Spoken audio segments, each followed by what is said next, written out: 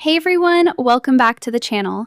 If you're craving epic Jujutsu Kaisen fanfiction with bodybuilding berserkers and forbidden gates of fury, buckle up. You're in for a wild ride. If you want to read ahead, check out my Patreon, patreon.com/mv1717. Jujutsu Kaisen, Fury of the Eight Gates. In a cursed world of sorcerers, two brothers defy fate. Transmigrated into Jujutsu Kaisen as Zen'in Shinsuke, born without cursed energy, scorned by his clan. Alongside brother Toji, they wield monstrous physiques to survive. Then, a golden book appears, the Eight Inner Gates. Forbidden power to shatter limits and burn curses to ash. Open the gates, unleash the fury. Let's dive right into it. Part 3 of Jujutsu Kaisen, Fury of the Eight Gates. If it were just him alone, he knew this would already be over. But now he had Yuji, his kindred spirit, his partner in chaos. From the moment they met, Todo knew this boy would make life exciting again. "You holding up okay?" Yuji asked, wiping blood from his lip. "Please," Todo scoffed. "This? Barely a scratch." "Then let's finish this," Yuji said, eyes blazing. "Right here, right now." The memory of that other curse, the stitched-faced monster who'd haunted him since Shibuya, flickered in his mind. This one was just like it, a spawn of the same evil. That was all the reason he needed. "Die here, curse!" Boom! Just as the two were about to strike, the sky itself split open with a thunderous crack. A shockwave rippled through the entire battlefield, shaking the earth beneath their feet. Everyone, from the Tokyo students to the Kyoto team, froze and instinctively looked up. The overcast clouds churned violently, their color shifting from gray to an ominous, burning red. Boom! Another explosion, louder this time, closer. Yuji's eyes widened. What is that? Todo turned his gaze skyward, a grin spreading across his face even as the pressure in the air grew unbearable. "Looks like," he said with a dark chuckle, "something even scarier than this one just showed up." Todo turned his gaze toward the distant sky, squinting. A faint figure was hurtling toward them at breakneck speed. "Yuji," he said, his grin widening, "get ready to fall back. Looks like our backup just arrived." Yuji shaded his eyes, trying to focus on the approaching blur. "Wait, is that Professor Zen'in?" His jaw nearly hit the ground. Zen'in-sensei was flying. What the hell? He wasn't the only one gaping. Across the battlefield, students from both schools stopped mid-fight, staring in disbelief. "Hey, wait, isn't that the Zen'in guy from Tokyo Jujutsu High?" one Kyoto student shouted. "Didn't they say he has no cursed energy? How's he flying?" Even Momo Nishimiya, who was retreating through the air with the unconscious Inumaki in tow, almost got knocked out of the sky by the sudden gust. What the hell? True, I'm the one flying here, but that's just plain unnatural. Is that guy even human? Below, Maki, Panda, and Megumi spotted the familiar figure streaking through the air, trailing a jet of white steam like a comet. "It's Sensei!" Maki's eyes sparkled with admiration. "I swear, one day I'm gonna be like him." Megumi could only sigh, a vein pulsing on his temple. "Sensei can fly?" "You haven't seen him in his prime, Megumi," Maki said, already puffing up with pride. "Back then, right here in this very forest, he and Gojo-sensei—" "Ahem," Panda cut in quickly. "Maybe save the fan club speech for after we escape?" Maki pouted. "Fine, but remind me later. You need to hear this story." With that, the trio took off again. They'd regroup with the teachers first, no telling how many more special grades were lurking. On the other side of the forest, Todo yanked Yuji out of Hanami's attack range just in time. Hanami's body went rigid. Something terrifying was coming. Its vines quivered as it looked skyward. That cursed energy. No, this one's different. Is it Gojo Satoru? But as the figure descended into view, Hanami froze. The man's skin was crimson, muscles bulging, veins standing out beneath his flesh like cords. Steam hissed from his body as he grinned, a feral, beast-like smile that radiated killing intent. No cursed energy detected, not Gojo. A twisted sense of relief flickered through Hanami's chest. Not Gojo, but something worse. 3-on-1? Hanami growled. So be it. It slammed its hand to the ground, cursed energy bursting outward. Domain of Thorns!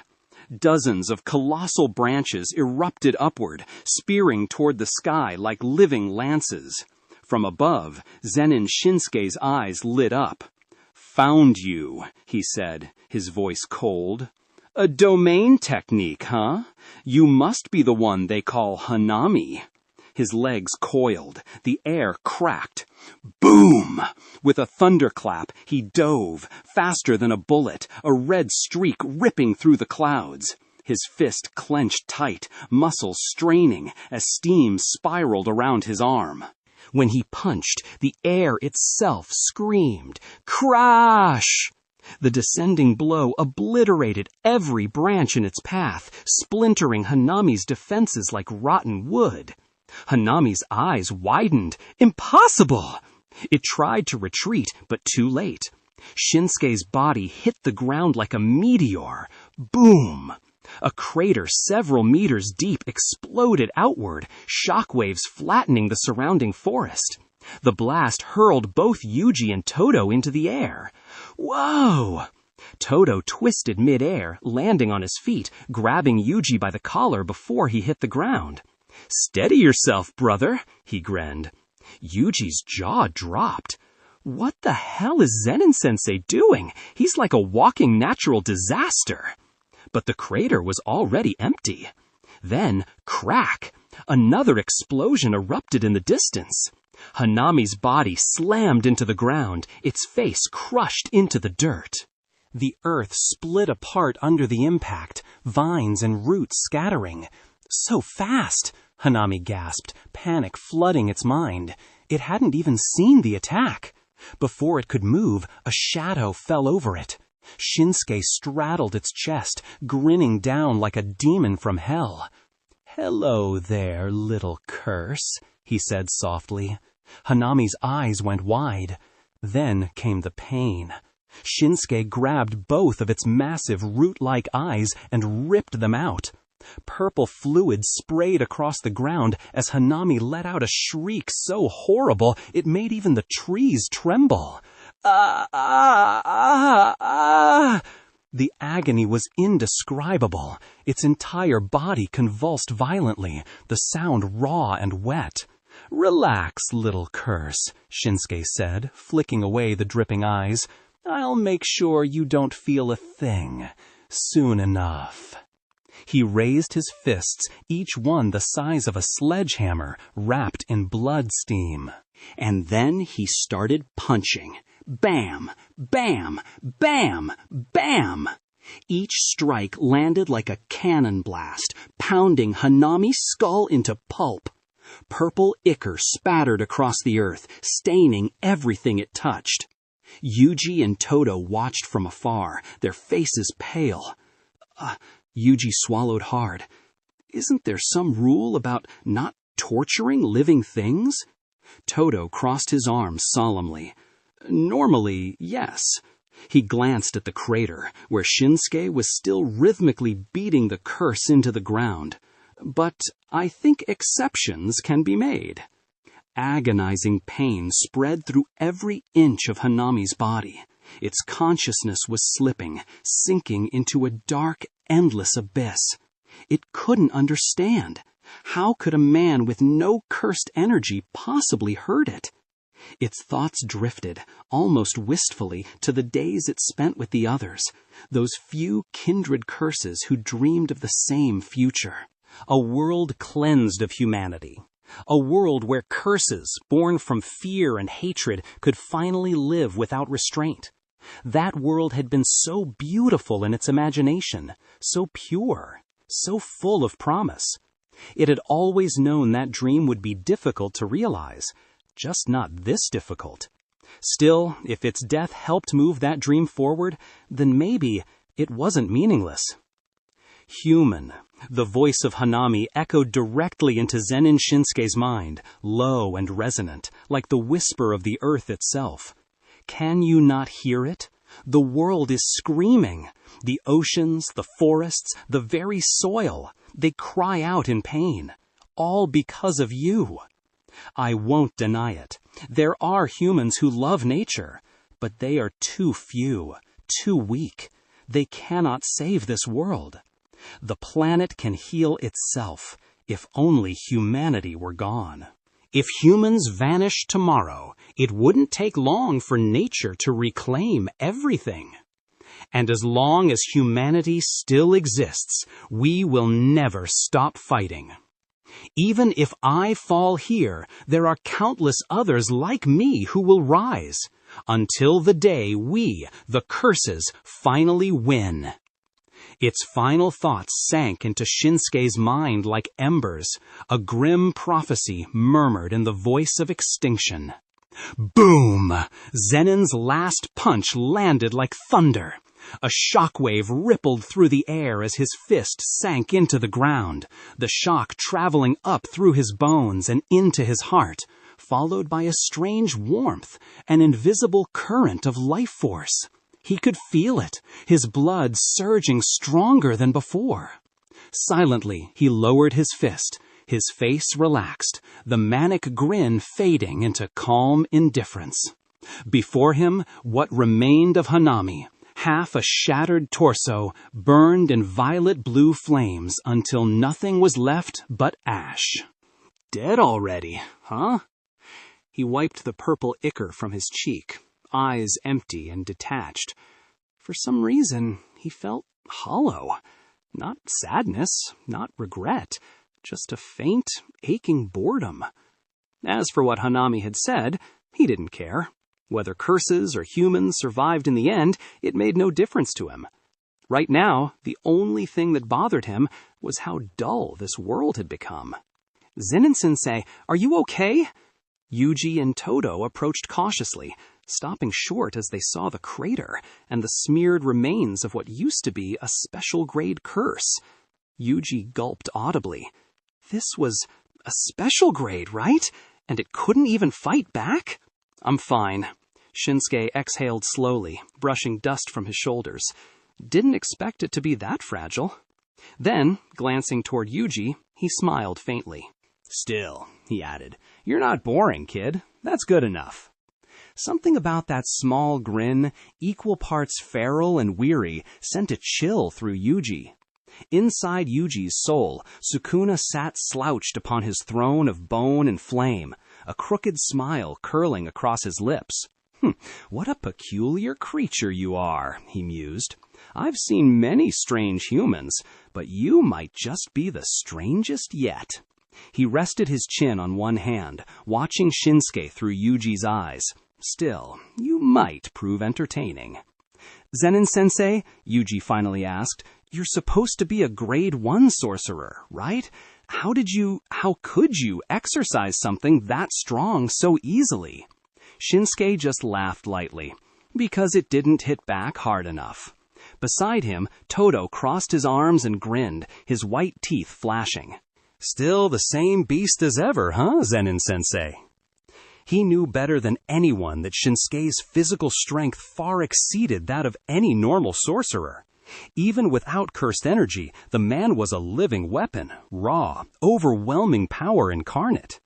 Against special grades, Todo could win with technique and strategy, but Shinsuke? He won by sheer brutal force, a true anomaly of the Jujutsu world. In another life, Todo thought, if Shinsuke were just a few years younger, they might have been the best of friends. After all, they did share one thing in common. They both had excellent taste in women. Crack! A sharp, clear sound split the air. The darkened sky brightened in an instant, clouds dispersing as light poured through once more. High above, Gojo Satoru hovered mid-air, his blindfold fluttering as his 6 eyes scanned the battlefield below, absorbing every detail. TC, he muttered. "One of them's already down, huh?" He sighed, sounding almost disappointed. "Guess that means I'd better go help the old man." "Gojo-sensei!" Yuji shouted, waving up at the sky. Gojo gave a lazy salute. "Yo." Todo clapped Yuji on the shoulder. "Let's go, brother. Our part's done here." "Right behind you." The two followed Shinsuke's retreating figure, leaving behind only scorched earth and drifting embers. The next day, Tokyo Jujutsu High, conference room. The air was heavy with silence. Gojo stood by the window, arms crossed, while Principal Yaga flipped through a stack of papers. He finally spoke, voice grave. "Let's begin. First, the casualty report." The meeting room at Tokyo Jujutsu High was oppressively quiet. The air smelled faintly of blood and disinfectant, the lingering reminder of yesterday's battle. Ijichi stood at the center, a stack of documents in his trembling hands. He adjusted his glasses and began to read aloud. 3 Grade 2 sorcerers, 1 Grade 1, and a total of 4 auxiliary supervisors. He paused briefly. The rest will need to wait for Shoko's medical report to confirm. A somber silence filled the room. Then Ijichi added, his voice heavy. "One thing, however, is certain. The cursed spirit responsible for this incident was the same one encountered by Nanami and Itadori during their Shibuya mission." The words fell like lead. Around the table, expressions hardened. Gojo's usual smirk faded, while Iori Yutahaime clenched her jaw. "Should we inform the other students and sorcerers?" Yutahaime finally asked, breaking the silence. Gojo's blindfold tilted slightly as he spoke without looking up. "No, let the higher-ups seal the information." Yaga nodded gravely. "The theft of a special-grade cursed object cannot be made public. Not yet." Yaga turned toward Ijichi. "Did the captured curse user say anything useful?" Ijichi hesitated, flipping through his notes. "He said the attack was just business. He was acting under orders, part of a transaction." He swallowed. "Apparently, the deal was made with a so-called drunken monk. He doesn't know the monk's real name, only that there was also a white-haired child involved, gender unknown." "A monk?" Yutahaime frowned. "And a white-haired child of unknown gender?" Gojo rubbed the back of his neck. "Well, that's specific and useless." "Any leads?" Yaga asked. Ijichi shook his head. "None." Gojo turned lazily toward Zen'in Shinsuke, who was sitting in the corner, arms folded, looking entirely disinterested. "Hey, you," Gojo said, half smiling. "You look like you know something. Care to share with the class?" Shinsuke cracked one eye open, stretching slightly. "Of course I know," he said casually, "but information of that caliber doesn't come free." He rubbed his fingers together meaningfully. Gojo's expression darkened. "You've got to be kidding me." Before he could retort, Yaga sighed. "Fine. Zen'in-sensei, if what you say is truly valuable, I'll have the higher-ups release funds from the special operations budget." Shinsuke's grin widened. "That's more like it." He leaned back and began, his voice calm but deliberate. "That monk, I've been tracking him myself. All I can tell you is this. He's not ordinary. He's from Tengen's era." The room fell silent. Gojo's head snapped up. "Tengen's era?" "That's right," Shinsuke continued. "If you want the full story, ask Tengen directly. He'll know." He paused. "As for the white-haired brat, they're aligned with Sukuna." He folded his arms again. "That's all I've got for now. The rest, you'll have to figure out on your own." He left out the most important part, the name Geto Suguru. If he revealed that, Gojo might never walk into the ceiling trap that awaited him. And Shinsuke needed that to happen. He wasn't sure if threatening Kenjaku would work, but if he held Gojo Satoru, the strongest sorcerer alive, as leverage, then maybe, just maybe, he could protect his niece, even if it meant betraying everything else. A being from Tengen's era and someone tied to Sukuna? Yutahime's voice trembled slightly. The mood in the room turned grim. Even Gojo's usually playful expression grew sharp.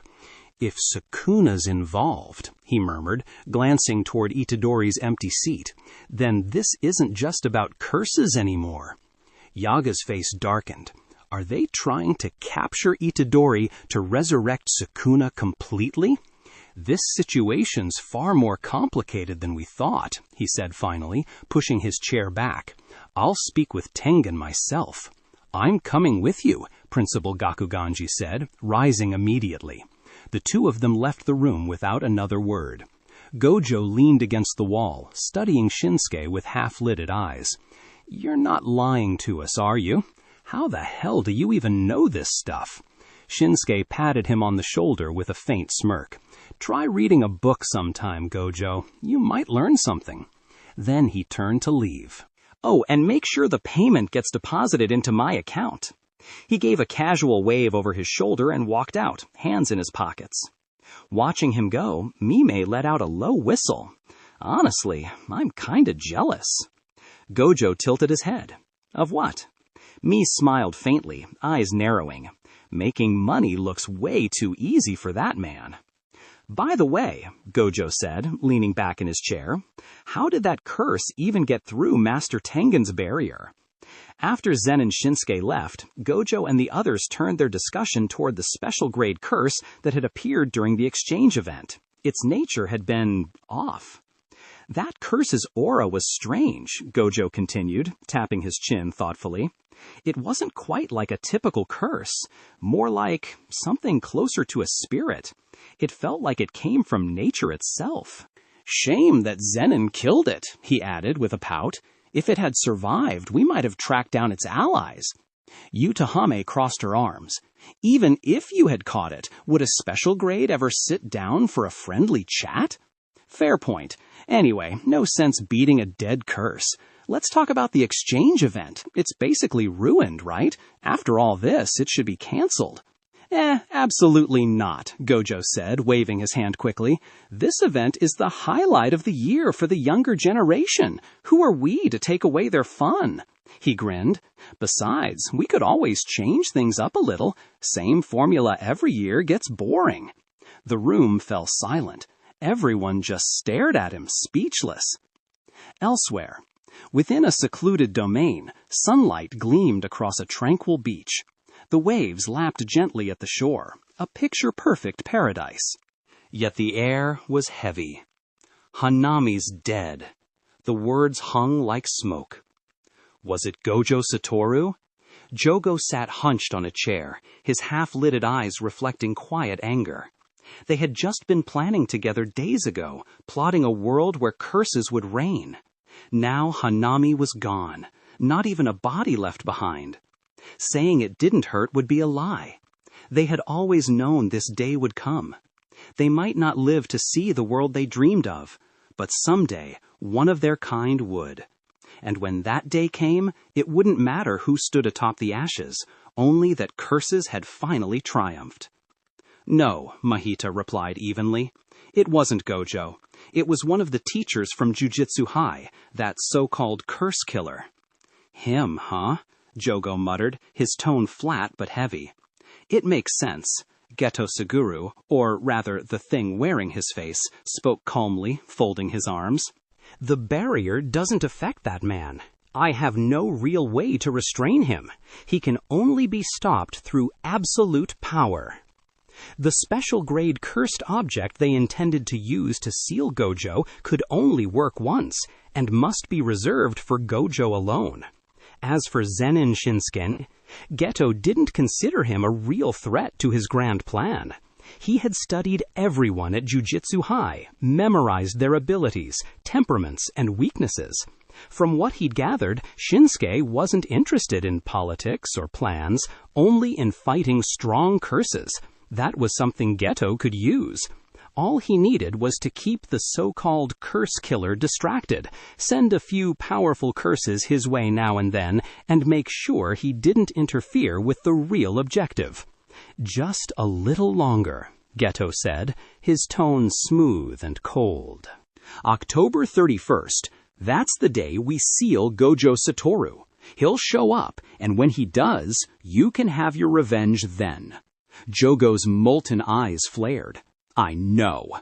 If it were up to him, he'd hunt Zen'in down right now, burn him to ash for what he'd done to Hanami. But revenge would have to wait. For now, he could only swallow the rage and bide his time. Zen'in Shinsuke, he whispered, the air around him beginning to boil. I'll never forgive you. Even Mahito, usually grinning with cruel delight, was unusually quiet. For all his sadism, even he had liked Hanami, had called the gentle forest spirit a friend. He looked down at his hand, smiling faintly. Curse killer, huh? Then I'll just have to become a human killer. Meanwhile, somewhere in Tokyo, Zen'in Shinsuke was lounging on his couch with a cup of tea, blissfully unaware that hatred toward him had reached its peak. A day later, the Kyoto Sister School Exchange event came to an end, in a ridiculous but oddly fitting baseball match. Tokyo Jujutsu High emerged victorious. The students returned to their respective campuses, resuming missions and training. "Brother, I'm heading back." "Go on," Shinsuke said casually, waving his hand without looking up. The tension between the Zen'in sisters had eased somewhat after the event, though eased might be generous. "Don't get cocky, sis. You just got lucky this time. Next time, I'll win for sure."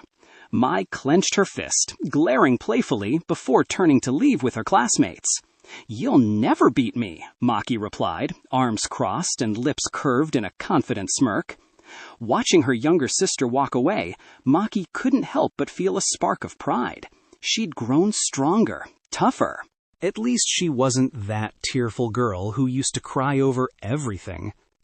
"Sensei," Maki said, turning to Shinsuke, her expression resolute, "I'm heading back to continue training." After witnessing true strength firsthand, the terrifying power of a special-grade curse, she knew how far she still had to go. She couldn't afford to slow down, not when even the first years were catching up. Sorcerers had the luxury of rapid growth. She didn't. "Not going to visit home?" Shinsuke asked, glancing in the direction of the Zen'in estate. "There's nothing there worth seeing." Maki shook her head. "Besides, it's not time yet." Her voice was calm, but her eyes burned with quiet determination. She hadn't forgotten why she left that place, and until she achieved her goal, there was no reason to return. Her goal was simple, to become stronger. Strong enough to slap the Zen'in clan across the face. Strong enough to become its head and end the cycle of scorn. "See ya, Sensei." Maki hefted a bag full of cursed tools onto her shoulder, gave a short nod of farewell, and stepped out of the courtyard. Her figure soon disappeared beyond the gate. Hitch! A familiar sound broke the quiet. The current head of the Zen'in clan, Zen'in Naobito, sauntered into the yard with a wine gourd dangling loosely from his hand, his cheeks slightly flushed from drink. "They're gone already?" "You've got eyes, don't you?" Zen'in Shinsuke replied flatly, not even bothering to look up. This old man really did live without a care, drinking morning, noon, and night. Naobito chuckled and pulled over a chair, sitting down beside him. "I'm still your uncle, you know. You could at least pretend to be polite." Shinsuke gave him a sideways glance. "And you could at least pretend to be sober." Naobito only laughed harder, the wrinkles around his eyes deepening. "Still," he said after a sip, "I never expected those two sisters to turn out so different under your wing." Word of the exchange event had already reached him, of course. He never thought the two girls, the clan once dismissed as useless, would one day have the nerve to defy its traditions outright. Mai, the girl with an incomplete technique, now possessed a fully realized one. And Maki, the one born without cursed energy, had inherited his nephew's raw, terrifying skill instead. "Impressive," Naobito admitted, his tone turning faintly wistful. "But the Zen'in clan's traditions weren't built in a day. Changing them won't be easy." "That's easy enough," Shinsuke said calmly. When Megumi or Maki becomes clan head, the problem solves itself. They're not as indecisive as you are. Naobito shot him a glance, amusement flickering in his eyes. Oh, and what if you became the head? You could change it yourself. Please, Shinsuke snorted. You can give me the money, sure, but the title? Keep it. I'm not spending my life babysitting hypocrites who smile to your face and stab your back. Naobito burst out laughing. Ha ha ha, you've got it all figured out, don't you? After a long swig, he suddenly asked, By the way, how's Megumi's sister doing these days? He didn't mention it outright, but Shinsuke could tell the old man had gone out of his way to gather information about Sumiki, all to win Megumi's trust. How do you think? Shinsuke replied lazily. Still unconscious. Naobito sighed, staring at the mouth of his gourd. I've looked through every record about that curse. Nothing. Still, if you ever need my help, you know where to find me. He stood, taking another drink before staggering toward the exit. Shinsuke watched him go, lips curling slightly. Pretentious old drunk, he muttered, rolling his eyes. If it weren't for Megumi, that man wouldn't give a damn about any of this. A few days later, Tokyo Jujutsu High. Zen'in Shinsuke was sprawled lazily across the sofa, legs crossed, sipping from a cup of tea. He squinted toward the tall man standing in front of him. So, he said, instead of investigating the attack, you came here to bother me. Why? Gojo Satoru's face was unusually serious. I want you to protect Itadori. For days now, Gojo had been investigating the organization behind the recent curse attacks and the possible mole within Jujutsu High. The deeper he dug, the murkier it got. Whoever they were, they'd hidden their tracks flawlessly. He still didn't know who was pulling the strings, only that everything seemed to circle back to one name, Itadori Yuji. Whether it was the enemy or the higher-ups, everyone was watching that boy like vultures circling prey. With you around, who dare touch Itadori? Shinsuke arched a brow. Really? This guy was too cautious for his own good. One backup plan wasn't enough? He wanted to drag him into it too? Gojo's tone dropped low. And what if I get held up? He folded his arms, eyes narrowing behind the blindfold. You've probably realized it too. There's a mole among the higher-ups. Maybe even among the students. No, his voice hardened. Not maybe. There definitely is. He exhaled slowly. We don't know who it is yet, or what they're planning with the curses. But one thing's certain. If they move against Itadori, they'll already have a way to restrain me. Gojo tilted his head slightly toward Shinsuke. Itadori's strength, I acknowledge, but there's still one unstable factor inside him, Sukuna. That's what worries me. He straightened his posture, his tone steady but heavy. Whether it's the higher-ups or the curse faction, if they try something while I'm away, I need you to stop it, even if it's just long enough for me to get back. Shinsuke studied him quietly. He could tell Gojo had already arranged other precautions, likely even spoken with Akotsu, but the fact that he was coming to him meant he was preparing for the worst. In the end, the old Zen'in smirked slightly. All right. Gojo blinked. Just like that? Sure, consider it a favor. Or if you don't trust me. Shinsuke grinned, rubbing his fingers together. You could always pay me for the trouble. I don't mind cash. Gojo sighed. You never change, do you? He stood up, his tone softening. Still, thanks. Really. Then, without another word, he turned and left. As the echo of Gojo's footsteps faded, Shinsuke leaned back into the sofa, lost in thought. With Gojo's strength, sealing him shouldn't even be possible. Unless he's changed, just like Geto Suguru did. And that thought, strangely, made Shinsuke chuckle to himself. I haven't changed, have I? He murmured. Still just a man who only looks out for himself and the few people who actually matter. Everyone else, their fate could go to hell for all he cared. That evening, he returned to his quarters at Jujutsu High. He'd been staying there lately anyway. As he reached his door, a familiar voice greeted him. "Uncle, you're back!" Fushiguro Megumi stood at the entrance, bandages still faintly visible under his sleeve. "You shouldn't be up and about yet," Shinsuke said. "Your wounds healed already?" "It was just a few scratches," Megumi replied quickly. "I'm fine now." He hesitated, clenching his fists. "Uncle, I want to get stronger." Shinsuke raised an eyebrow, a faint smirk tugging at his lips. "What's this? Feeling insecure? Scared Itadori's gonna surpass you?" He could read the boy's thoughts like an open book. During the exchange event, Itadori and Todo had fought side by side against Hanami and held their ground. It had shaken Megumi. He hated being the one left behind, hated the idea of being a burden. Megumi lowered his head, searching for words. Watching his classmates grow stronger day by day, Itadori, Kugisaki, while he, who'd trained in jujutsu since childhood, lagged behind. It gnawed at him. "All right," Shinsuke said, standing. "I'm guessing you already went to Gojo about it. What'd he say?"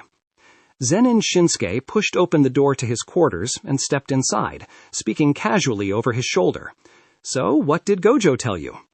Megumi followed behind him, hands tucked nervously into his pockets. "Gojo-sensei said I should relax, that when the time comes, I'll naturally understand what it means to get stronger." Shinsuke snorted, settling into his chair. Not a bad answer. A sorcerer's growth isn't a smooth, gradual thing. It's all about the right environment, the right timing, the right pressure, and the right mindset, with a little dash of talent. He glanced at Megumi with a grin. "Gojo's not wrong. Don't rush it, but I think you could stand to loosen up a little." Megumi blinked. Loosen up? What was that supposed to mean? Was he supposed to start mouthing off like Gojo-sensei, or act like his uncle, the guy every elder in the higher-ups wanted to strangle? Shinsuke stretched his arms behind his head. "Maybe you should take a page from your old man. Try being a little bolder." "My dad?" Megumi froze, completely thrown off. What did his father, a man who ran a restaurant, have to do with this conversation? "Oh, right," Shinsuke said with a hint of amusement. "You probably don't know about Toji's past. Figures, he wouldn't exactly sit you down and tell you bedtime stories about it." He poured himself a drink. "Before he came back to you and Sumiki, your dad was a hitman. A pretty famous one, actually. Specialized in killing sorcerers." "What?" Megumi's eyes went wide. His mind conjured up an image of his father in a pink apron, humming while he cooked dinner, and he nearly laughed from the absurdity of it. A hitman who hunted sorcerers? There was no way that gentle, grinning cook could have been that kind of man, right? "That's ridiculous," he muttered. Shinsuke ignored him and went on, his tone turning half serious. "Do you know how Gojo became the strongest?" Megumi hesitated. "I guess by surviving a lot of pressure? Facing death, maybe?" Shinsuke nodded. "Bingo. Your father, Toji Fushiguro, once stormed Jujutsu High alone. He stabbed Gojo straight through the chest, right in front of Geto Suguru, and assassinated Riko Amanai in cold blood. If I hadn't shown up when I did, there wouldn't even be a Riko Amanai around to teach now." He smirked faintly. It was in that moment, on the edge of death, that Gojo awakened. He broke through and became the strongest sorcerer alive. He gave Megumi's shoulder a firm pat. "So don't worry too much. You've just been through too little. Once you've stared death in the face a few times, you'll start getting stronger too." Megumi stared at him in shock. "My dad killed Gojo-sensei?" "Pretty much." The boy stood frozen, his mind spinning. He'd just learned that his father, the mild-mannered man he'd only barely known, once killed the strongest sorcerer in the world. So his uncle could kill special-grade curses like flies, and his father killed Gojo Satoru? Was he the weakest one in the family? Megumi clenched his fists, his expression complicated. "So what you're saying is, I have to experience death first?" Shinsuke chuckled under his breath, leaning back in his chair. Something like that. Fushiguro Megumi left the dorm in silence, his expression thoughtful. The words Zen'in Shinsuke had said to him earlier still echoed in his mind. If he truly wanted to grow stronger, he needed more than practice. He needed transformation, and transformations only came through pressure.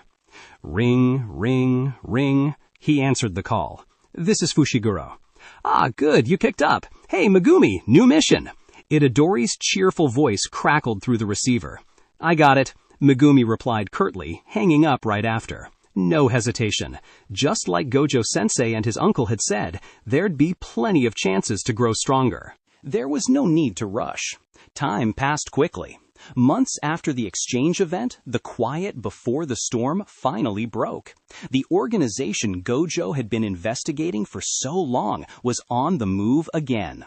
Hello, is this Zen'in-sensei? Major incident. Please report to Shibuya immediately for standby. I understand. At Toji's restaurant, Zen'in Shinsuke hung up the phone and slowly rose from his seat. Something happened in Shibuya. Behind the counter, Toji glanced at him while cleaning his knife. Yeah, Shinsuke replied, his tone casual, but his grin faintly sharp. Big event. They've sent in quite a few sorcerers already. Want to come watch the fireworks? It wasn't every day the Jujutsu world deployed everyone. A full cast, all-star lineup. It'd be a shame to miss the show. Toji snorted, sliding the blade back into its sheath. No thanks. It's just more of that Jujutsu world nonsense. The harder they fight, the better. Maybe they'll all wipe each other out. He said it with the same indifference he always had toward the society that once rejected him. Shinsuke chuckled. You never change. Toji's gaze softened slightly. Megumi's probably heading there too, right? Don't let anything happen to him. Relax, Shinsuke said, waving a hand. Megumi won't die, no matter what happens. After all, even if he didn't protect the kid, Sukuna would. Oh, right, lend me that thing. What thing? Toji frowned. You know, Shinsuke said, making a vague grabbing motion. The arsenal. You're not using it anyway. Let me borrow it for a while. I'll give it back once this is over. Toji narrowed his eyes. You really think it's that dangerous? You need the entire arsenal? He didn't like being without it. Those cursed tools were an extension of his instincts. Shinsuke's tone grew impatient. Just give it to me. I'm not joking around this time. It's about Sumiki. That made Toji pause. You found the one who cursed her? He asked, suddenly serious. Then maybe I should tag along. He tried to sound nonchalant, but there was a glint in his eye. Definitely not because he didn't want to hand over the arsenal. Shinsuke rolled his eyes. Whether you come or not, I'm taking the damn thing. Hand it over. Toji's mouth twitched. You never shut up, do you? He reached into his bag and pulled out a small, orb-like cursed spirit, tossing it to Shinsuke. Fine, take it, but it's only temporary. Hey, listen, he's your master for now, got it? But when it's over, you come straight back to me. Shinsuke caught the inventory curse effortlessly, tossing it once in the air. He couldn't help but smirk. A full arsenal of overpowered cursed tools. Now this was going to be fun. All right then, I'm off. He waved casually and stepped out the door. Tonight was Halloween, and Shibuya, no doubt, would be crawling with monsters. Not long after, Zen and Shinsuke arrived at Shibuya Station's new south exit, where Panda and Ino were already waiting. Zen'in-sensei, you made it. Ino gave a curt nod, his expression grim. The situation's a mess. The enemy's barrier technique is beyond anything we've seen. They're demanding to see Gojo-sensei specifically, Panda added. Judging by how they've set things up, it's gotta be the same group that attacked the exchange event. Shinsuke stuffed his hands into his pockets, eyes glinting with amusement. Oh, so they're picking a fight with Gojo, huh? What's HQ saying about that? After all, if their goal was to seal Gojo Satoru, it was only natural they'd call him out by name. The higher-ups want to keep casualties to a minimum, Ino explained calmly. The plan is to let Gojo handle the Shibuya situation alone. He took a drag from his cigarette, the red ember glowing faintly in the dim streetlight. "So far, we've got several teams on standby outside the curtain," he continued. "There's us, Nanami Squad, the Zen'in family's team led by the old man, Amanai-sensei's group, and Miss Mei-Mei's team. Everyone's stationed around the perimeter. Our job," Panda said, scratching the back of his head, "is to patch any leaks Gojo-sensei can't cover." Shinsuke chuckled. "Patch leaks, huh? That's a hell of a leak to patch." If, or rather when, Gojo got sealed, everything else would fall on their shoulders. Panda frowned. But with Gojo-sensei's strength, how big of a leak could there even be? "In normal circumstances, not much," Shinsuke replied. "But this time's different. The enemy called him out directly, which means they've already dug the pit, and Gojo's gonna walk right into it." He smirked. "And the best part? He has to." Ino nodded gravely. "Exactly. With so many civilians trapped inside, Gojo can't ignore it. And once he's inside, those same people will limit his options. He won't be able to go all out." That was the curse of being a jujutsu sorcerer. Their duty was to protect humanity. And when humanity was used as a shield, most sorcerers found themselves shackled. Shinsuke sighed and crossed his arms. "Honestly, it's simple. Sacrifice a few civilians, stop worrying about collateral damage, and you can end this quickly. But Gojo's not the type to do that anymore." Panda looked uneasy. "So, the higher-ups are basically sending him in alone so that by sacrificing some civilians, they can minimize our losses, huh?" Ino exhaled a long stream of smoke. "Pretty much. It's not up to us anyway. And this isn't like the night parade of 100 demons. That time, we saw it coming. This one hit us out of nowhere. Given the circumstances, this might really be the only move that makes sense." He tilted his head back, staring at the dark, cloudy sky. "But, like Zen'in Sensei said, Gojo might end up fighting with one hand tied behind his back." The silence that followed was heavy. Panda tried to lighten the mood. "Hey, it's not that bad. I was monitoring the curtain earlier. The civilians are panicking, sure, but I haven't seen any curses or curse users going on a killing spree. Right now, the only issue is that no one can get out." "That's something," Ino admitted. Then he looked toward Shinsuke, lowering his voice slightly. "Zen'in-sensei, I wasn't planning to go back in there, but when I did earlier, I found something I think you'll find very interesting." Shinsuke's brow arched. "Oh?" "At the Shibuya Hikarie building," Ino said, his tone dropping to a murmur. "Below it, there's a cluster of special-grade curses. Not one or two, a whole group." Even from outside the curtain, he could still feel the lingering residue of their cursed energy. It was suffocating, far beyond anything ordinary special grades could produce.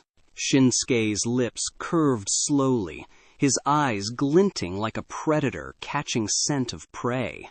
"That's so. Sounds exciting."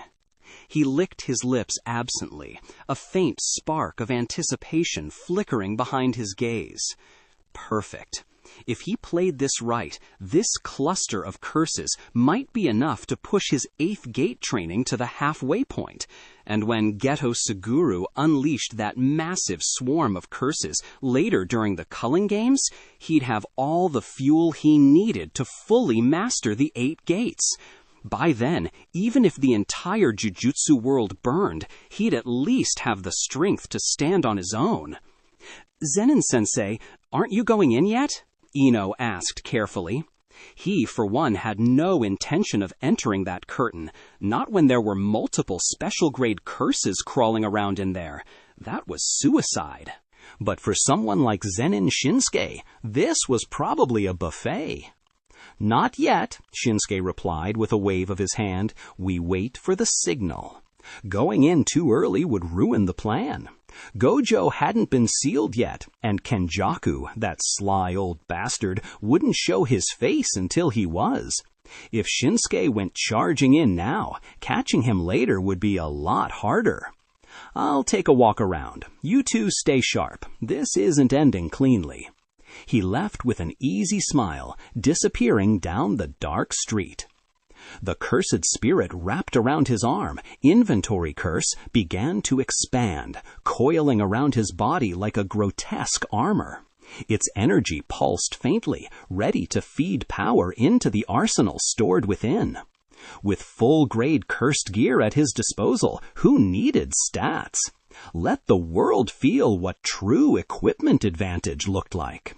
Hey, Panda, what was that thing on Zen'in-sensei's arm? A curse? Panda squinted, watching the silhouette vanish into the shadows. Since when did the man keep such a hideous spirit as a pet? That's probably a storage-type cursed spirit, Ino replied after a moment of thought. Something to carry weapons with. Makes sense, though I can't imagine why he'd need one. He exhaled quietly. Still, if even Zen'in-sensei's gearing up with weapons, then yeah, this Shibuya thing's not going to be simple. After all, for a man who could exercise special grades bare-handed to arm himself, their enemies had to be monsters among monsters. Panda nodded grimly. You're right, we can't just rely on Gojo-sensei this time. We've got to be ready, too. Ino sighed and leaned against the railing, rubbing his temples. He was just an ordinary grade 1 sorcerer with no innate technique. Why did fate keep throwing him into events of this scale? Meanwhile, wandering through the maze-like streets of Shibuya, Zen'in Shinsuke happened upon something rather disgusting. On a dim, empty street, a man in glasses was busy typing furiously into his phone, the cold glow of the screen reflecting off his worried face. Nanami's team has entered the curtain, Ijichi muttered to himself. Someone has to stay outside to maintain communication. His fingers moved rapidly, sending updates to all nearby support staff.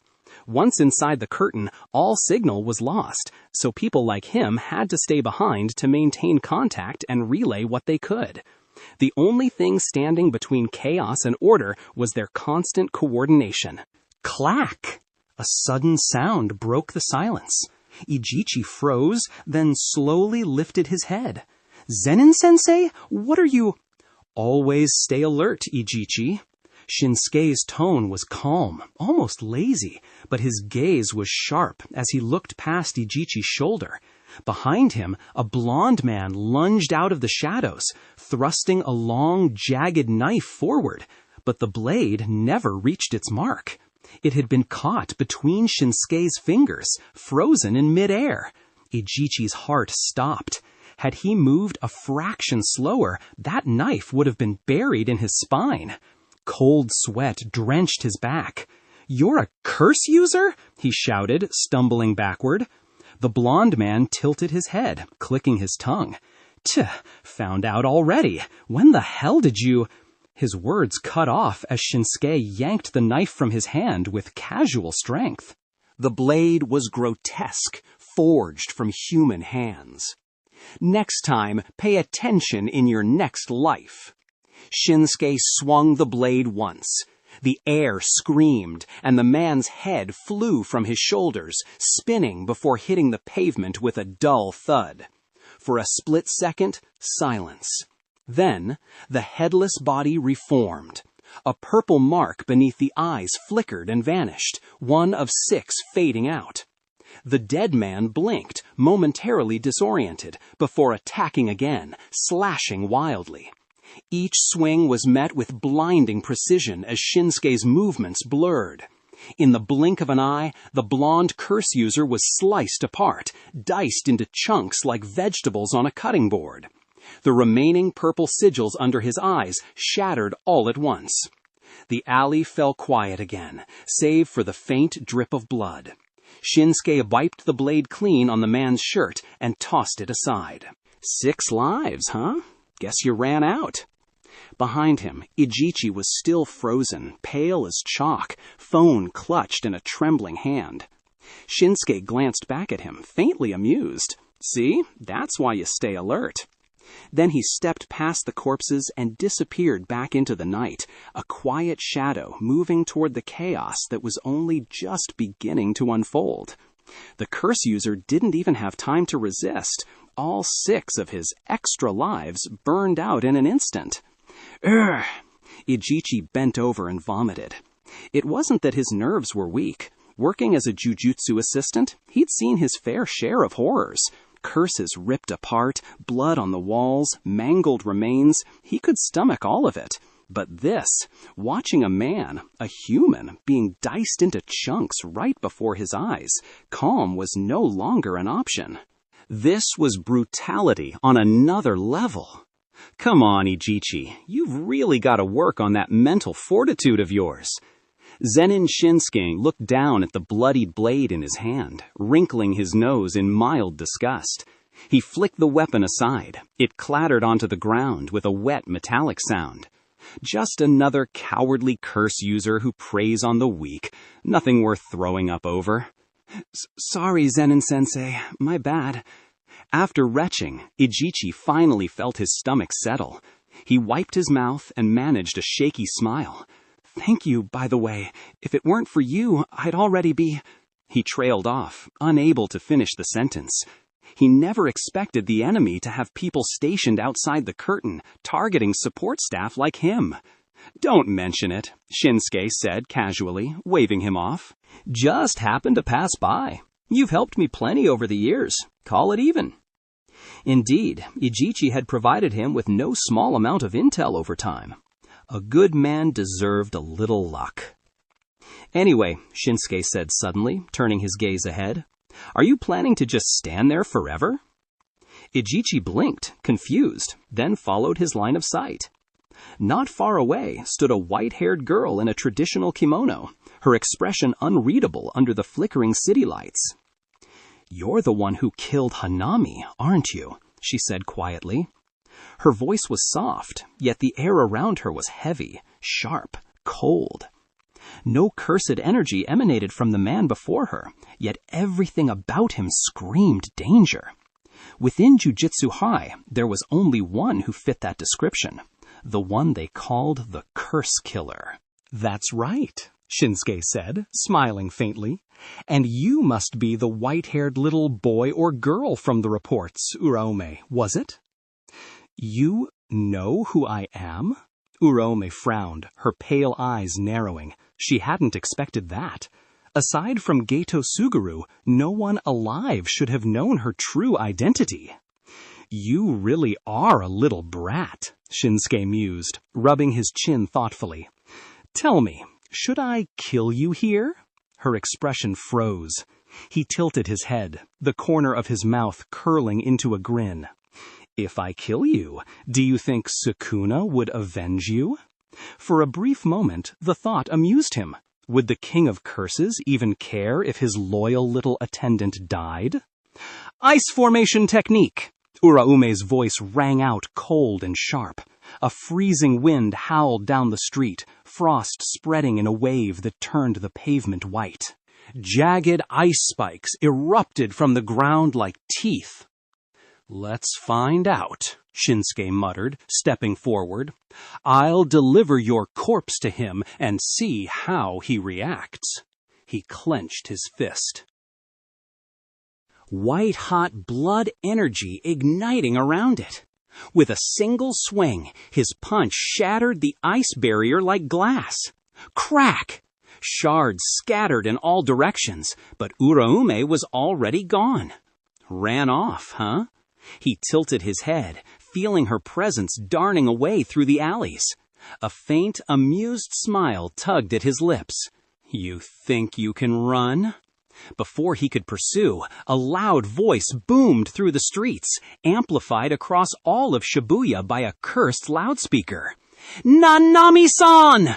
Gojo-sensei! Gojo-sensei's been sealed! The words echoed through the night, bouncing between buildings and tunnels. Ijichi's face went pale. What? Gojo Satoru has been sealed? That was catastrophic. But Shinsuke just chuckled, slow and sharp. Finally, some good news. He turned to Ijichi, smirking. Find somewhere safe to hide. Things are about to get interesting. Before Ijichi could respond, Shinsuke's body blurred, vanishing like smoke. He was already moving, a shadow streaking through the night toward Shibuya Hikarie, where the real feast awaited. Ijichi stood frozen, phone still trembling in his hand. "Right," he muttered weakly. "I'll just stay out of the way then." A few minutes earlier, Gojo Satoru arrived alone beneath the Shibuya Hikari building. There, in the suffocating dark of the underground, he was met by several special-grade curses lying in wait. The enemy had filled an entire subway car with artificially created cursed spirits, unleashing them into the crowded station, a massacre in motion. In order to minimize civilian casualties, Gojo had no choice but to unleash a 0.2-second domain expansion. In those fleeting instants, using only pure physical skill and his immense cursed energy control, he obliterated thousands of those artificial curses, all within mere minutes. Even for him, it was exhausting. It had been years since Gojo last felt fatigue like this. The last time, he'd nearly died. And this time, though he lived, he was captured. Sealed, at last, by the man wearing his dead friend's face. "I knew it," Gojo said quietly, staring straight at the man before him. "You're not Geto." Bound by the prison realm, Gojo's 6 eyes observed every detail, every muscle, every breath, every flicker of cursed energy. Everything about this man screamed Geto Suguru. The body, the voice, even the faintest cursed signature. But his soul told a different story. "You didn't hand Geto Sugura's body over to Shoko Ieri, did you?" The imposter, or rather Kenjaku, smiled as he adjusted the stitches across his forehead, sealing his skull back into place. "You've always had this inconvenient streak of kindness, Gojo, and thanks to that kindness, this body became mine." He gestured to himself with amusement. "This vessel has been extremely useful." Kenjaku's cursed technique allowed him to transplant his brain into other bodies, seizing them completely along with their inherent cursed techniques. A grotesque form of immortality. Geto Suguru's body, with its cursed spirit manipulation, was perfect, and now it had served its purpose in sealing the strongest sorcerer of the modern era. After all, the prison realm may have been said to seal anything that exists, but it came with a condition. The target had to remain within its range for 1 full minute, a minute in their own perception of time. For anyone else, that was impossible. But only someone like Geto Suguru, someone who could make Gojo stop, even for a moment, someone tied to him through memory and regret, could anchor his mind long enough for the seal to take hold. "Don't worry," Kenjaku said pleasantly. "It's only a seal. You'll come out eventually, in 100 years, perhaps, or 1,000. He crouched in front of Gojo, his tone light, almost kind. "You're far too strong. You'd only get in the way of what's to come. But don't fret. When the new world is born, I hope we meet again." His words dripped with calm cruelty, the arrogance of one who had already won. Gojo chuckled. "Tell me, Kenjaku, have you forgotten who defeated that body you're using?" Kenjaku paused, curious. "That vessel, Geto Suguru, was beaten a year ago," Gojo said, eyes glinting behind his blindfold. "Beaten senseless by someone who'll one day surpass even me." "You mean Okotsu Yuta?" Kenjaku's smile returned. "Yes, I'm aware of him." He waved dismissively.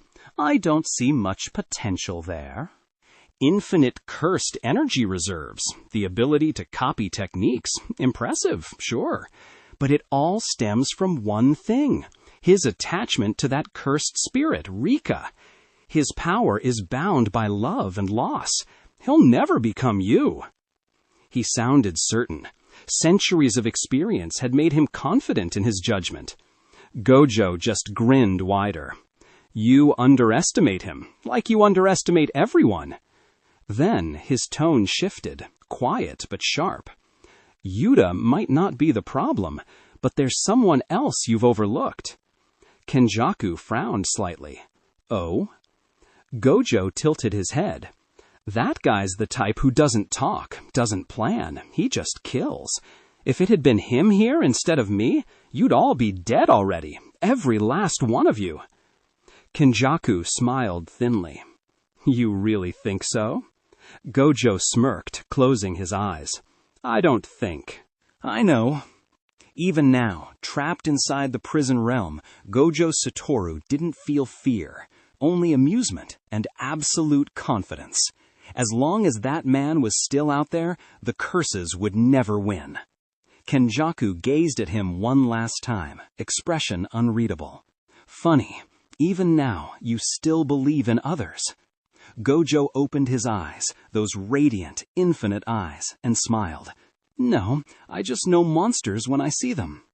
Outside, in the streets above, chaos roared through Shibuya. And somewhere in that chaos, Zen'in Shinsuke felt the air shift. A faint, cold smile touched his lips.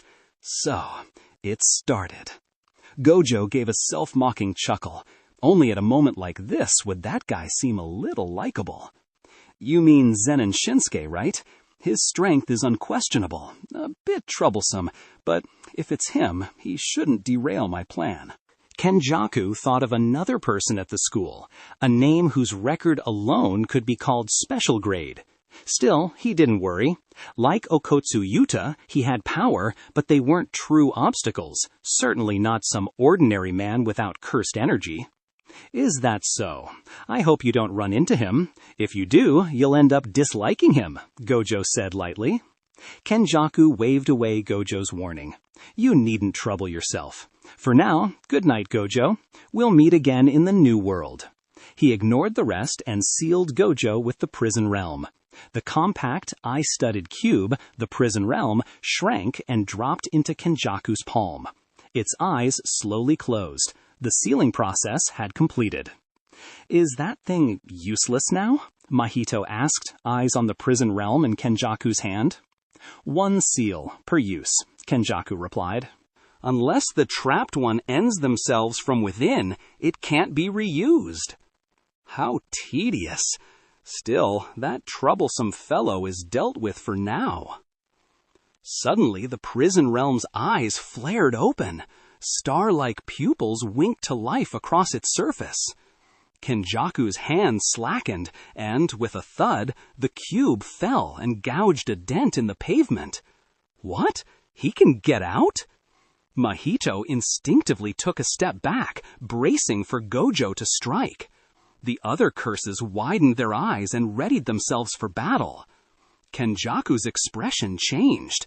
Gojo was proving far trickier than expected. No wonder he was called the strongest of their age. The prison realm is still digesting his information. For the moment, it can't take him away, Kenjaku said, settling cross-legged and waiting for the seal to finish processing Gojo's psyche. So what now? Should we recruit Sukuna? Jogo asked. With Gojo out of the picture, getting Sukuna on our side would tip everything in our favor. This isn't about you, Choso said, indifferent. Right now, I just want to kill Yuji, avenge my brothers. Absolutely not. Yuji is Sukuna's vessel. I won't allow you to kill him, Jogo snapped, glaring. It doesn't matter, Jogo. I want to kill Yuji too, Mahito chimed in helpfully. Look, Gojo's neutralized. The balance between us and the sorcerers is even. We can beat humanity ourselves. Getting Sukuna on board would only guarantee a wipeout. Besides, Sukuna is unpredictable. I prefer we rely on ourselves, Choso added. No, we need 100% certainty. Have you forgotten how Hanami died? Even with Gojo gone, there's still a stubborn obstacle, Jogo argued, analyzing the stakes seriously. With that, Mahito and Choso rose and dashed off ahead. Let's race. Whoever reaches Yuji first wins. You recruit Sukuna, I kill Yuji. Yuji is mine. I'll kill him myself and avenge my brothers. Hey, you two idiots, wait for me. Jogo hurried after them, and then Dagon followed close behind. Kenjaku watched the curses disperse and smiled slightly. Go ahead, make a bigger scene if you like. He remained seated on the ground, eyes narrowed, amusement and calculation flickering across his face. Watching the dazed faces in the crowd, Kenjaku couldn't help but sneer. Even the curses are smarter than you lot. He was using those curses, yes, but he also admitted to himself that these particular ones were different from the ordinary kind. Give him back to us. Two figures crouched in the crowd, their eyes fixed on Kenjaku. We made a deal. We'd do the work for you, and you'd return Lord Gato's body to us, one of them said. You can't keep treating Lord Gato's body like a toy, the other added. We won't allow it. The two women had been little girls rescued by Gato long ago. They'd followed him ever since, and once belonged to his circle.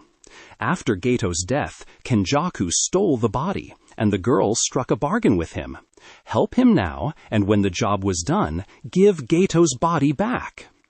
Wake up, kids, Kenjaku said, tapping his own head with mock sympathy. You should have made your binding terms a bit more airtight when you signed on with a sorcerer. He was playing with them.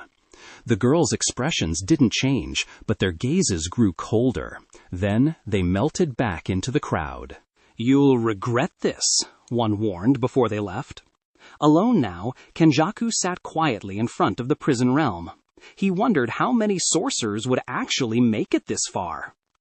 Teach? Conning little girls now? Classic 1,000-year-old monster behavior. Shameless, someone snorted. Zen'in Shinsuke had arrived on the scene.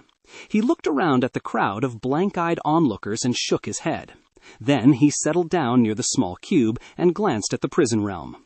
So, Gojo, huh? You got what you deserved, he said, oddly amused by the sight of the great sorcerer sealed inside that tiny box. Time inside the prison realm didn't pass the same way as real time. If someone didn't escape or decide to end it themselves, they could be trapped there forever. The thought was chilling. Kenjaku caught Shinsuke's scent and turned his head. You're one of the teachers from the school, Zen'in Shinsuke, right? He asked. Shinsuke nodded. You're using Geto's body. I'm here for one reason. My niece has been marked as a vessel by you. Fix that. Kenjaku frowned. How do you know about the vessel? You don't need to know where I heard it. Listen, can you restore my niece to normal? I don't have patience to waste here. Shinsuke cut him off, blunt and impatient. There were other curses outside waiting for him to exterminate. Kenjaku smiled. Interesting, really interesting. No wonder Gojo placed so much faith in you. Seems I underestimated you at first. Kenjaku smiled faintly. About the vessel, regrettably, that's bound by covenants between those others and me. The pact is sealed. I can't change it. Cut the crap. Those bindings stopped meaning anything to you a long time ago. You really think Gojo and I are so gullible? Bindings can restrain the powerful, but Kenjaku, the ancient coin, has swapped bodies so many times that those constraints likely don't matter anymore. At that, Kenjaku's smile vanished. All right, you're right. The old bindings don't work on me now. Still, the vessel has already been occupied. Their souls have entered the host. They simply haven't awakened yet. Even I can't fix that. He spread his hands, an apologetic smirk on his face. Is that so? Shinsuke Zen'in didn't know whether Kenjaku was telling the truth, but the other man's earlier casual attitude had put him on edge. Inventory Curse's mouth opened, and a hilt spat out. Shinsuke wrapped his hand around it and drew a short, peculiar reverse-edged blade, carved with spiraling curse inscriptions. With a snap, he planted Ameno Sahoko beside the prison realm and looked Kenjaku in the eye. If you really can't do anything about it, then let Gojo out so he can talk with you himself. I'm sure he'd be happy to have a word. Seeing the curse-tinged halo radiating from the blade, Kenjaku's face changed at once. You actually have that curse tool? He'd missed it, completely missed it. After all his planning, this was a blind spot.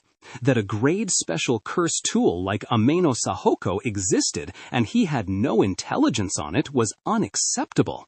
Shinsuke had clearly kept it well hidden, tucked away with the weapons cache, and scarcely used, only once, against Gojo. So, any solutions yet? Shinsuke propped his chin on his hand, watching Kenjaku with keen interest. After a moment of silence, Kenjaku spoke. Like I said, the vessel already contains other souls. Restoring the original personality outright is nearly impossible. But I can keep the body's original owner alive, not fully restored, but not dead. What do you mean? Shinsuke frowned. Was Tsumiki truly beyond saving? Kenjaku explained slowly. Something like the relationship between Yuji Itadori and Sukuna turned the occupied body into a shared vessel. Two souls cohabit, they alternate control.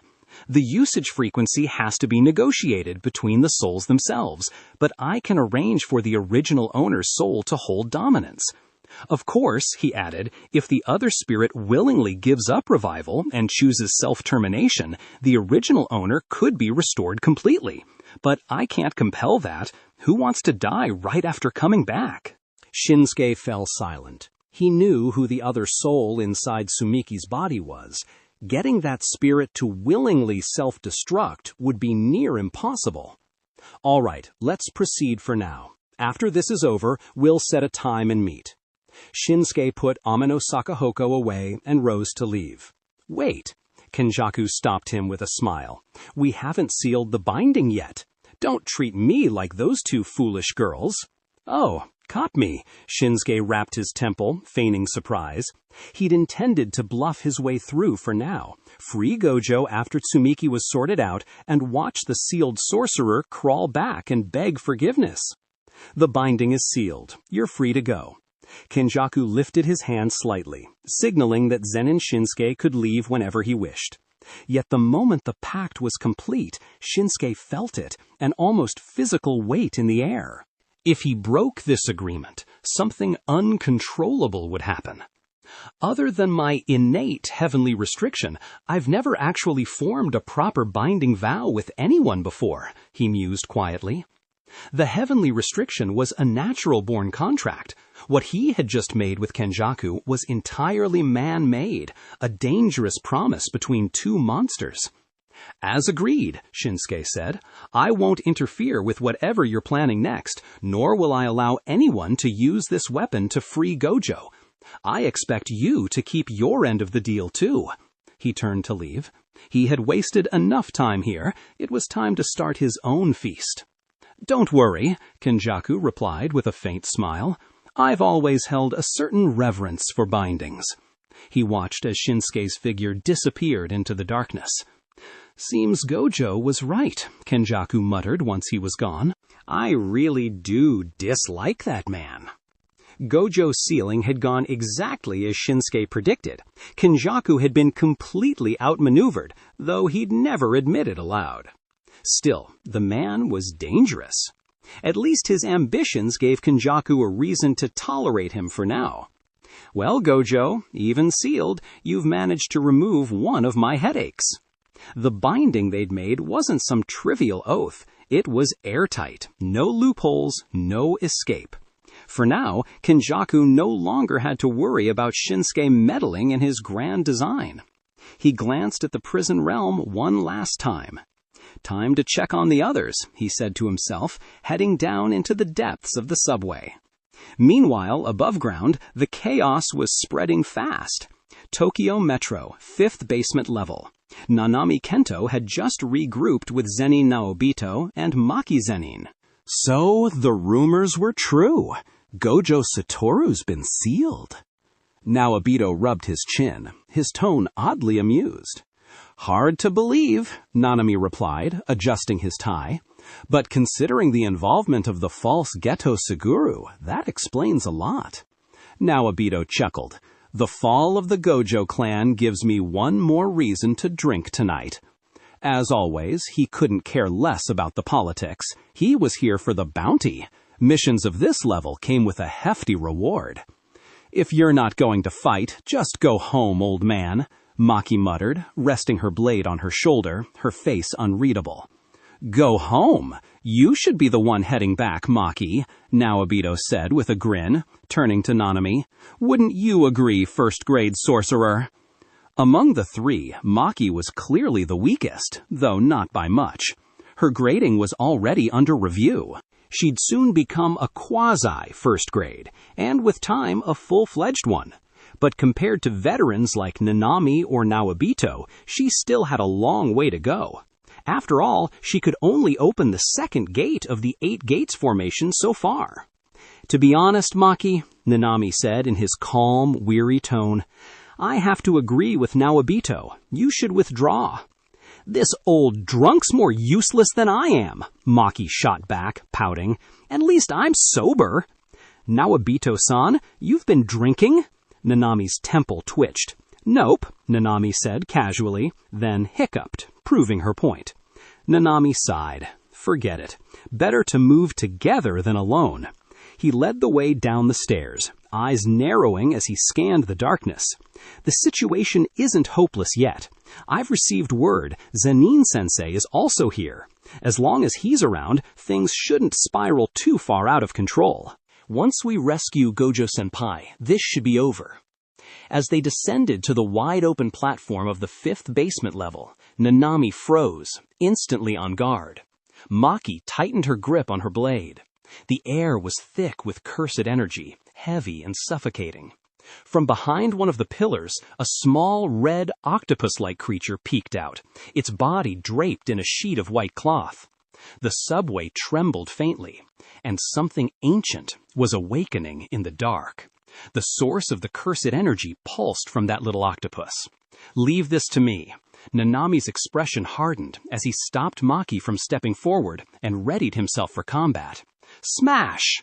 I say, your timing's a bit slow, isn't it? Naobito's figure already stood beside the special great cursed spirit, Dagon. He held a slab of clear glass. The monster's form was projected onto it, as if crushed from 3 dimensions down to 2. Ha ha ha ha! With a roar, Naobito shattered the glass with a single punch. Dagon took the blow and was sent flying.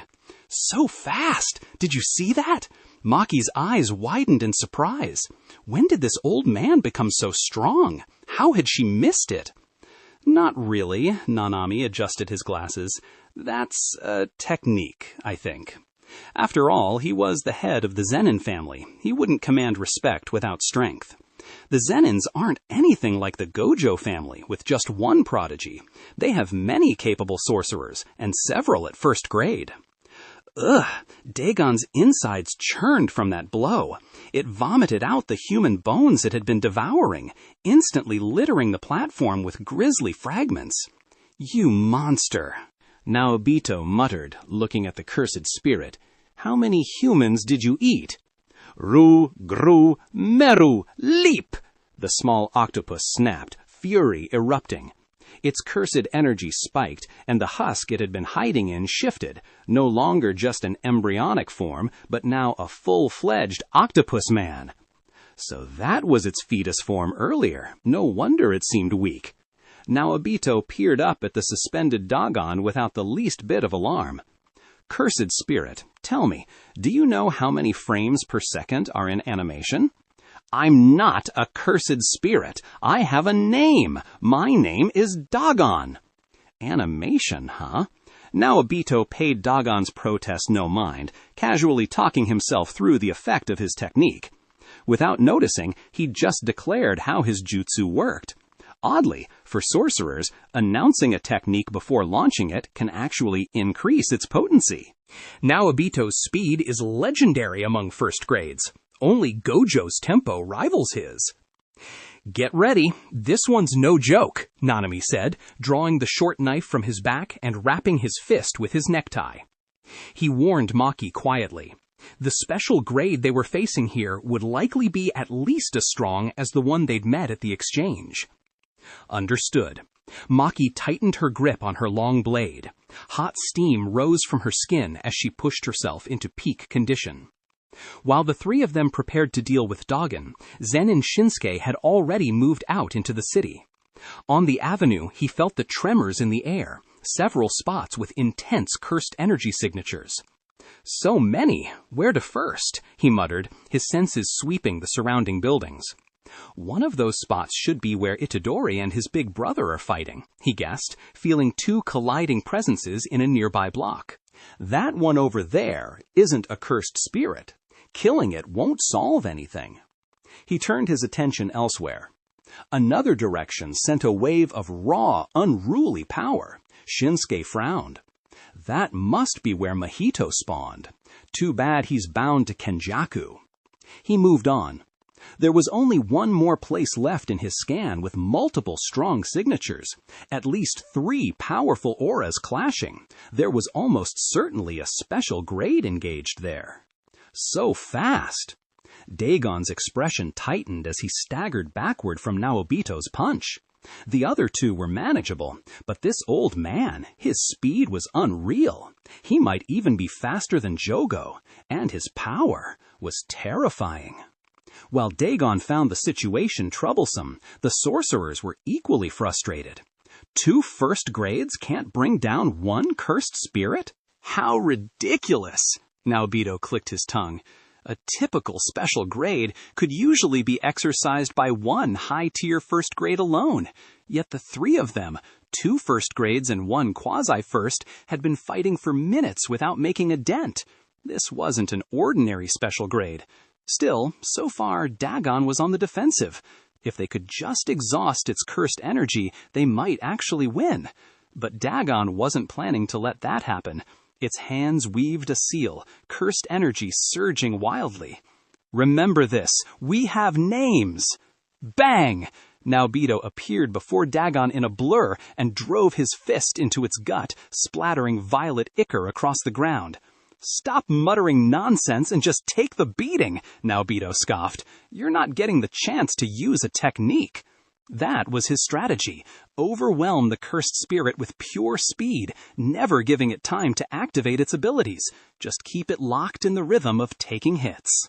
Clang! But he'd underestimated his opponent.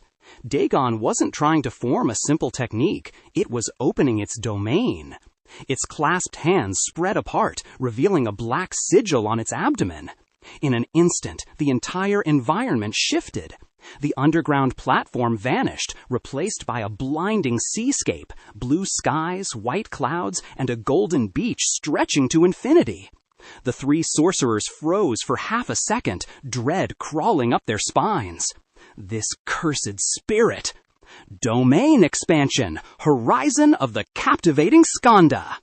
Half of Dagon's massive body rose from the sea, eyes gleaming with feral intelligence. Inside a domain, everything changes. Now, fighting these humans would be easy. Shh-ka-ka! Before they could react, 2 gashes opened across Nanami and Maki's bodies, strikes they hadn't even seen. The domain's guaranteed hit effect. They couldn't even perceive the attack before it landed. Secret art, falling petals of indifference. Naobito unleashed one of the Zen'in clan's secret anti-domain techniques. Unlike a simple counter-domain, this art let the user release cursed energy at the exact instant the domain's attack connected, nullifying the guaranteed hit. As expected, Dagon muttered, watching the old man's defense hold.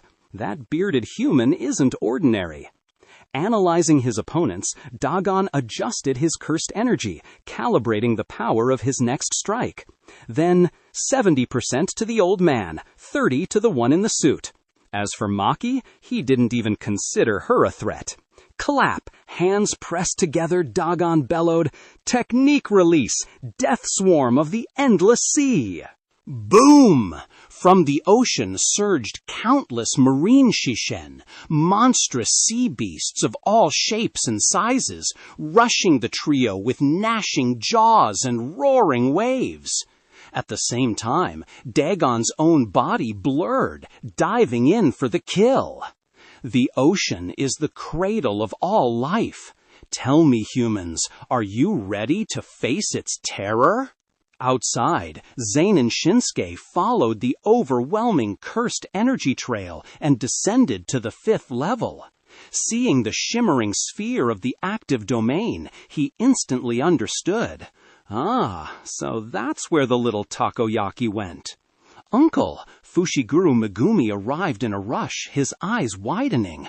Uncle, Gojo-sensei has been sealed. I know, Shinsuke replied calmly. We'll deal with that later. First, let's take care of what's in front of us.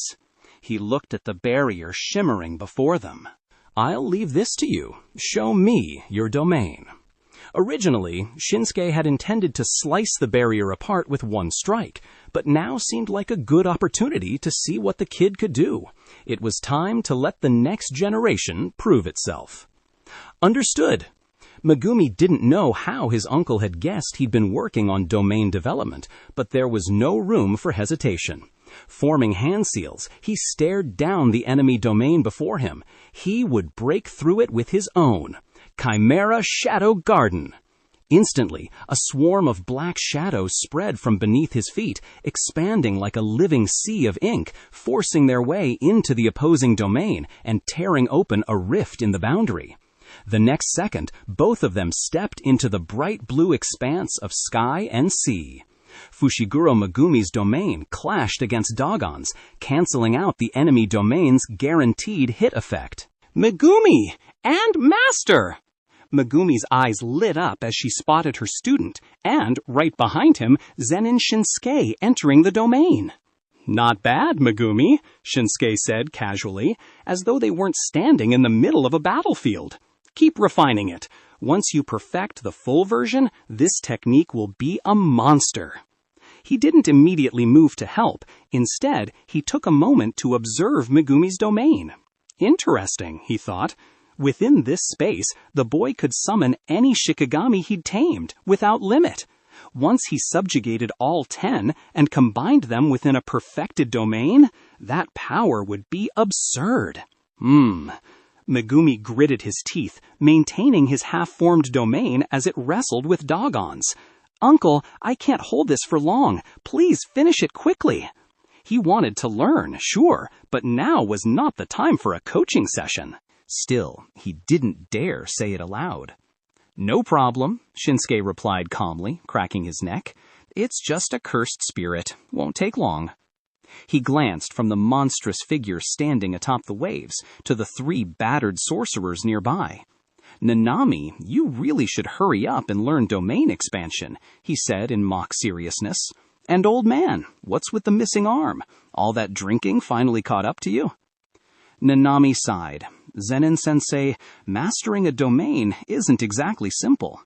He wiped the blood from his cheek, lowering his stance slightly now that reinforcements had arrived. Nyobito let out a wheezing laugh, wrapping his severed arm in the tattered remains of his shirt.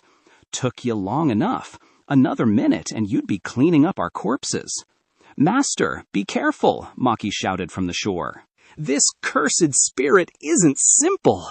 They were still inside its domain. One careless move could mean death. Dogon's many eyes swiveled toward Shinsuke. No cursed energy? Worthless human! Wait! Its tone shifted, realization dawning. Hanami, it was you! You're the human who killed Hanami! It had assumed earlier that Maki was the killer, but after their brief clash, it knew she couldn't possibly have done it. That left only the man before it. You mean the one with the horns on its head? Shinsuke tilted his head. Yeah, that was me. He reached out and grabbed the hilt that inventory curse, his cursed tool spirit, vomited forth, slowly drawing it free. A broad, dragon-whiskered blade gleamed in his grip. You dare kill Hanami! Dogon's voice cracked with fury. Its hands clasped together. A gash opened on its abdomen, and 2 massive sea serpents slithered out, ready to strike. But before they could even lunge, Shinsuke was there. He appeared in front of Dogon so fast that even its instincts failed to register it. You wanted me what?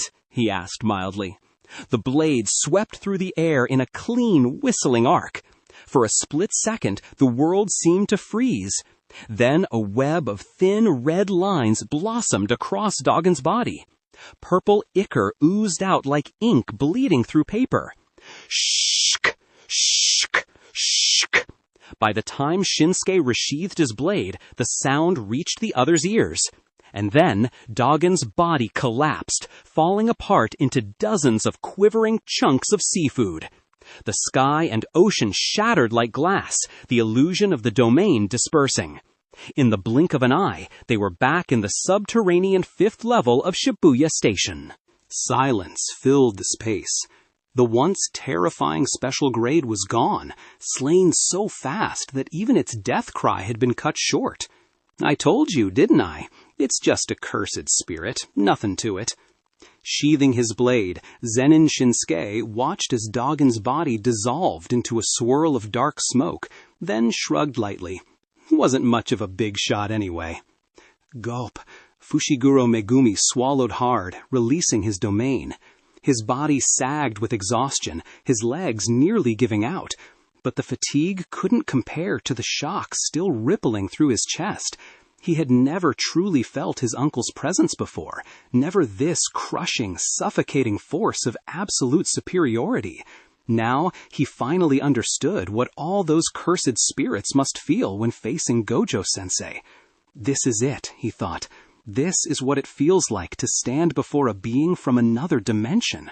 Special grades were one kind of monster, but his uncle and Gojo-sensei were an entirely different species of existence altogether. Zen'in Sensei's strength is still as absurd as ever, Nanami muttered. He couldn't help the note of awe in his voice. Back when he was still a student, Shinsuke had occasionally taken him along on missions that ended quickly, brutally, and always with Shinsuke unscathed. No cursed spirit, no matter how strong, ever survived his fists or blades. "You've gotten even more of a freak than before," said Naobito, giving Shinsuke a sideways glance filled with both respect and melancholy. This man should have been the pride of the Zen'in clan, but fate had its way of twisting even the best paths into something unpredictable. "Master, that blade just now!" Maki's eyes practically sparkled. Her admiration for her teacher's strength was one thing, but the weapon he wielded, that majestic blade, was another story entirely. It had to be a special grade cursed tool, right? "Stick to your playful cloud for now," Shinsuke said lazily. "If you want something like this, go ask your sister to make it for you." After all, the playful cloud she used was already stolen from Toji. Taking another would just be rude. "Fine, but do you really think Mai could forge something like that?" Maki frowned, knowing full well her twin's ability. Her sister's construction technique was impressive, but producing a special grade weapon was near impossible for her current skill level. Before anyone could respond, "Dagon! Dead, is he?" A small, stocky figure emerged from the shadows of the station corridor, draped in a shaggy green cloak. He moved slowly, face expressionless, until he reached the patch of floor where Dagon had vanished. Kneeling, he gathered a faint lump of remaining flesh in his palm and watched it dissipate into smoke.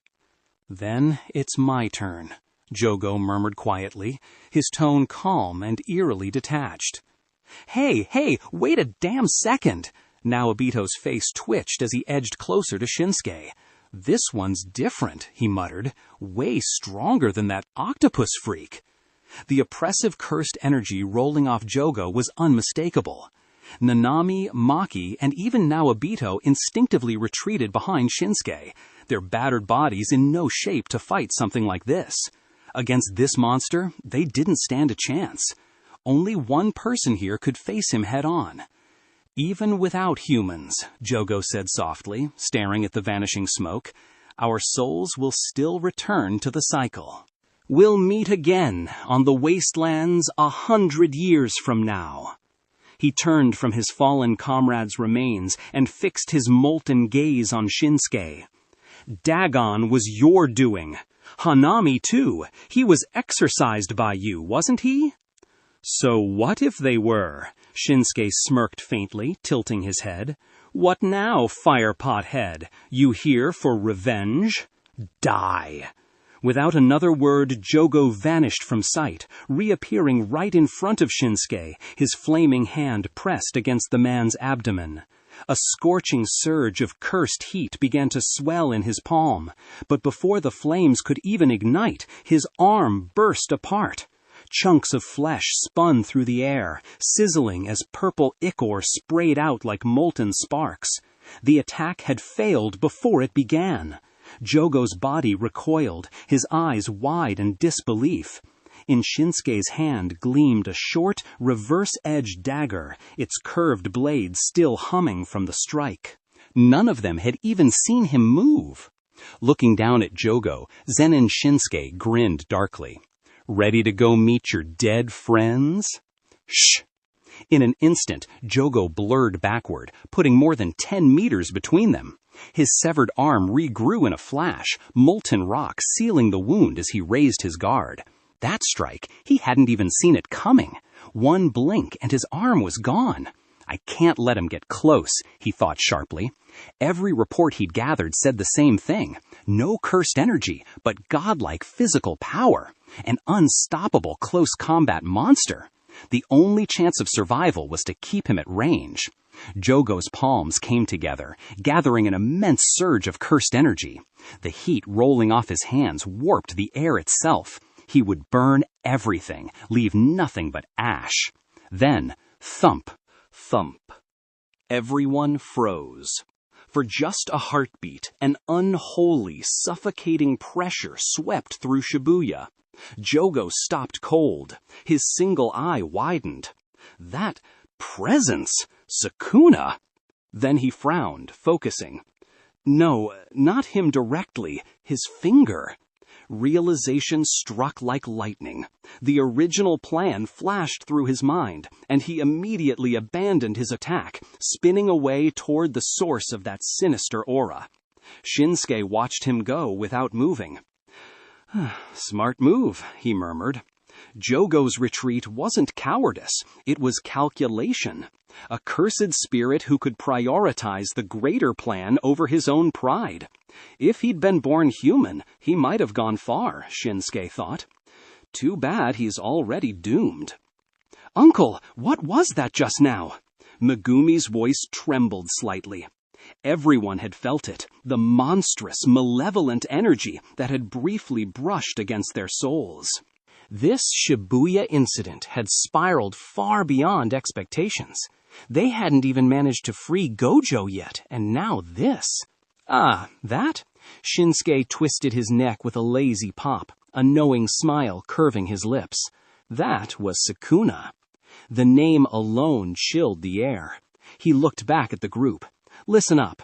Tell every sorcerer still active in the area to fall back at least 500 meters now.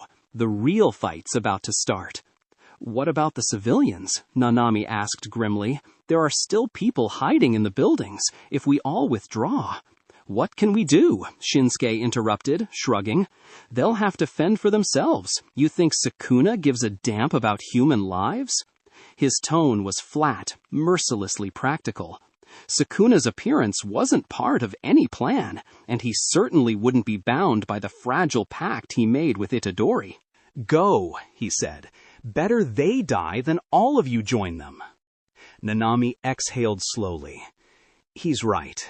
This is beyond our control now. Even if he wanted to protect everyone, there was no logic in throwing away more lives. Their priority was survival and preparing for whatever came next. Yeah, I'm not staying to get turned into barbecue, Naiboto grumbled, clutching his injured arm. 71 years I've had this hand. Might still be able to reattach it. Tcha, Maki snorted, but followed. She hated to admit it, but staying would only get in Shinsuke's way. Master, please win, she muttered under her breath as she left with the others, helping organize the retreat. Within minutes, the surrounding sorcerers began pulling back, clearing several city blocks.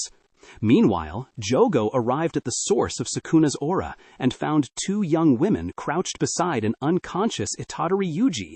feeding him spicy chicken feet. Die, Jogo said simply, raising his hand.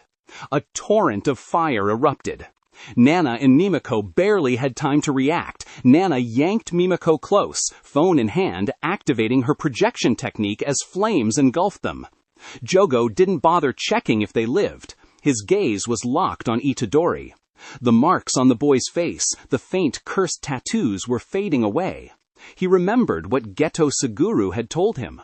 As Sukuna's vessel, the boy has limits. A single finger takes time to absorb. Force him past that threshold, and Sukuna will seize the body himself. A slow, burning grin spread across Jogo's molten face. Reaching into his tattered cloak, he pulled out a small cloth pouch, 10 blackened, mummified fingers hanging from the drawstring. Perfect, he rasped. Let's see the King of Curses wake up again. With the last finger shoved into Itadori's mouth, Jogo settled back and waited. All 10 fingers have been fed. Right now, the vessel contains the power of at least 15 of Sukuna's fingers. Jogo counted the enemy's potential. Nearby, Nanako and Mimiko had survived. Smoke from the flames still curled around them, but they were alive. You mean they lived? Jogo blinked. He hadn't expected these two to make it. Must be one of their techniques. He lifted his left hand, aiming to finish off the 2 clueless girls once and for all. Snap!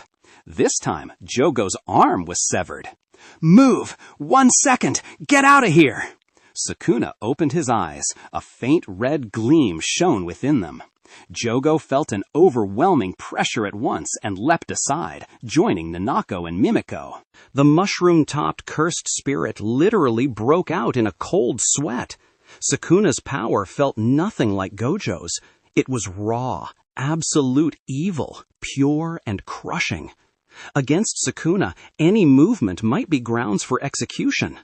Nanako and Mimiko supported one another, gasping as if even breathing had become difficult.